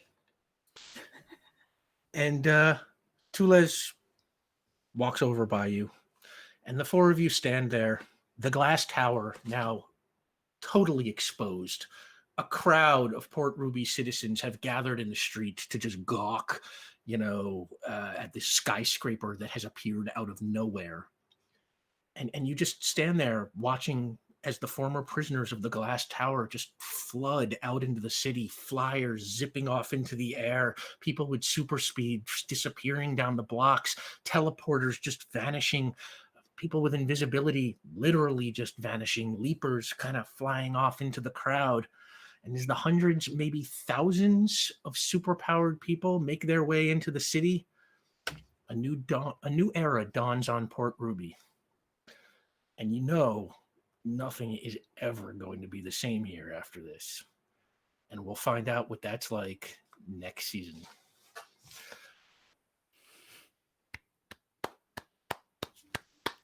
Wow. The applause, y'all. yeah. Okay. Oh my God. I love you all. Thank you for sticking with this. I know we went way over time here. But goddamn, that was worth it. You are all friggin' brilliant. There were so many. I couldn't even begin to list how many brilliant moments there were in that. Real quick, go around the table. Let the people know where they can find y'all. Omar Najam. Hey, everybody. I'm Omar Najam. You can find me at Omar Najam on Twitter. And tomorrow, the last chapter for the first half of Vion's book is going to go up in the Discord, so check that out. And if you'd like to hear it read by one of the most talented and wonderful readers I've ever heard in my entire life, Neil Gaiman included. I hope you hear that, Neil. Please tune in to Librarian Liz's Twitch on Saturdays at 11:15 Pacific for a live reading of that chapter, which will close out the first half of the book. Yeah, suck it, gaming. I'm gonna be there for that. Oh my God, I love listening to those read. Caitlin Bruder. Hi, I'm Caitlin Bruder. I'm a little choked up right now. You can find me always over on Rule of Lore on Wednesdays at 6 p.m. Pacific, where we play Infinite Horizon, which is our sci-fi supers spacefaring cyberpunk Cypher system game. That's a different game. Cypher system game. And that's all I've got going on right now. I'll see you guys next season. Zelda. Hello, it's your busy bee. You can find me on Twitter as @B_Zelda. I'm a podcaster, streamer, game designer, writer, content creator, and honestly, I'm just trying to keep it together because that ending really choked me up as well, and my face gets really red when I cry, so I'm just gonna stop. Oh. And Sam DeLev. Please got the name. I'm Sam DeLev. I've been Cadrax Eversinger, and you can find me and my stream schedule on my Twitch about page, twitch.tv/Delevely, DELEVELY, and all the special events I do on my Twitter at Tchaikovsky, CHAIKOVSKY. Yes, the name is a music pun because always raise your voice, especially where it really matters to you. I'm Rick Budd. You can find me on Twitter and Instagram at rbud913, or you can follow the show at Powerplay RPG. Powerplay will be back in, I think, 3 weeks on April 25th for a little kind of 5-episode mini season that is going to include all the games you unlocked during Operation Nazi Puncher. That's going to kick off with Vampire Hunters of Port Ruby, starring Gina DeVivo. Which is, I said, on April 25th. And then after that, we got a solo, like a one-shot, solo title for each of our main characters, Benny, Cadrax, Vion, and Ulez. And then I think season 3 proper starts on June 6th, but watch at Powerplay RPG on Twitter for final confirmation of that, because it's a long way off, so things might change a little. And yeah, oh my God, thank you all for joining us this whole season and for unlocking every tier that we threw at you and then some. We are just bowled over by the support that you have given us. And I mean, yeah, I mean, honestly, this is the light of my life. So it's like, thank you everybody. And thank you to my cast members. You know, it's like, I cannot tell you, I mean, I how lucky I feel to be able to sit at a table with folks like you, and just, you know, every week you make everything surprising to me. No matter how much I think about what I know what's going to happen, it's always something so much better. So thank you all for that. And on that, the theater goes dark, and we are in Avalon, in a cell on the 3rd floor of Grand Haven State Penitentiary. Hugo Hill lays on his bed, the top bunk, and he stares at the ceiling, looking bored as hell. And below him in the bottom bunk, his cellmate is kind of blathering. Hey, Hugo, you think that when we get out of here, they'll let you keep your restaurant? And Hugo goes, no chance, Ned. And Ned replies, well, you think you can give my cousin a job there? And Hugo rolls his eyes. Yeah, sure, Ned. And Ned keeps going, yeah, she's great at mixing drinks. And as he just yammers on, Hugo rolls over to face the wall and he pulls his pillow over his ears. But he can still hear Ned saying, you know, yeah, she's great at talking to drunks. In fact, she got this guy one time. She got him to... And then his voice just suddenly cuts off. And at first, Hugo seems pretty relieved, but it gets so quiet so fast, his look kind of changes to, you know, curiosity and confusion. And he pulls the pillow off his ears and he rolls over to face the cell again. And as he does, he gasps. Now standing at the edge of his bed is a tall, pale vampire with red eyes and long, extended fangs. If I had to cast him, I would say he was Mads Mikkelsen. And he says, hello, Hugo. It's been a while. And Hugo is just stunned, speechless, but he manages to choke out, it has. And the vampire just kind of looks at him, and Hugo says, Master, I mean, it has been a while, my master. And the vampire says, it's almost time for the feast, Hugo. And Hugo says, already? And the vampire says, yes. And he looks around at the cell and he says, you can stay in this place for now if you wish, but when I call you, I expect you to answer. And Hugo says, yes, of course, my master, always, always. And the vampire says, listen for me in 3 weeks' time. And then he turns into a shadow and disappears amongst the other shadows in the cell. And once he's gone, Hugo slowly peers over the side of his bed down to the lower bunk, where Ned now lies dead, his neck broken and his eyes bulging. And Hugo takes a deep breath and rolls back on the bed, and he goes, oh boy, I'm going to need some help. And on that, we'll see you in 3 weeks for Vampire Hunters of Port Ruby. Thanks for playing with us.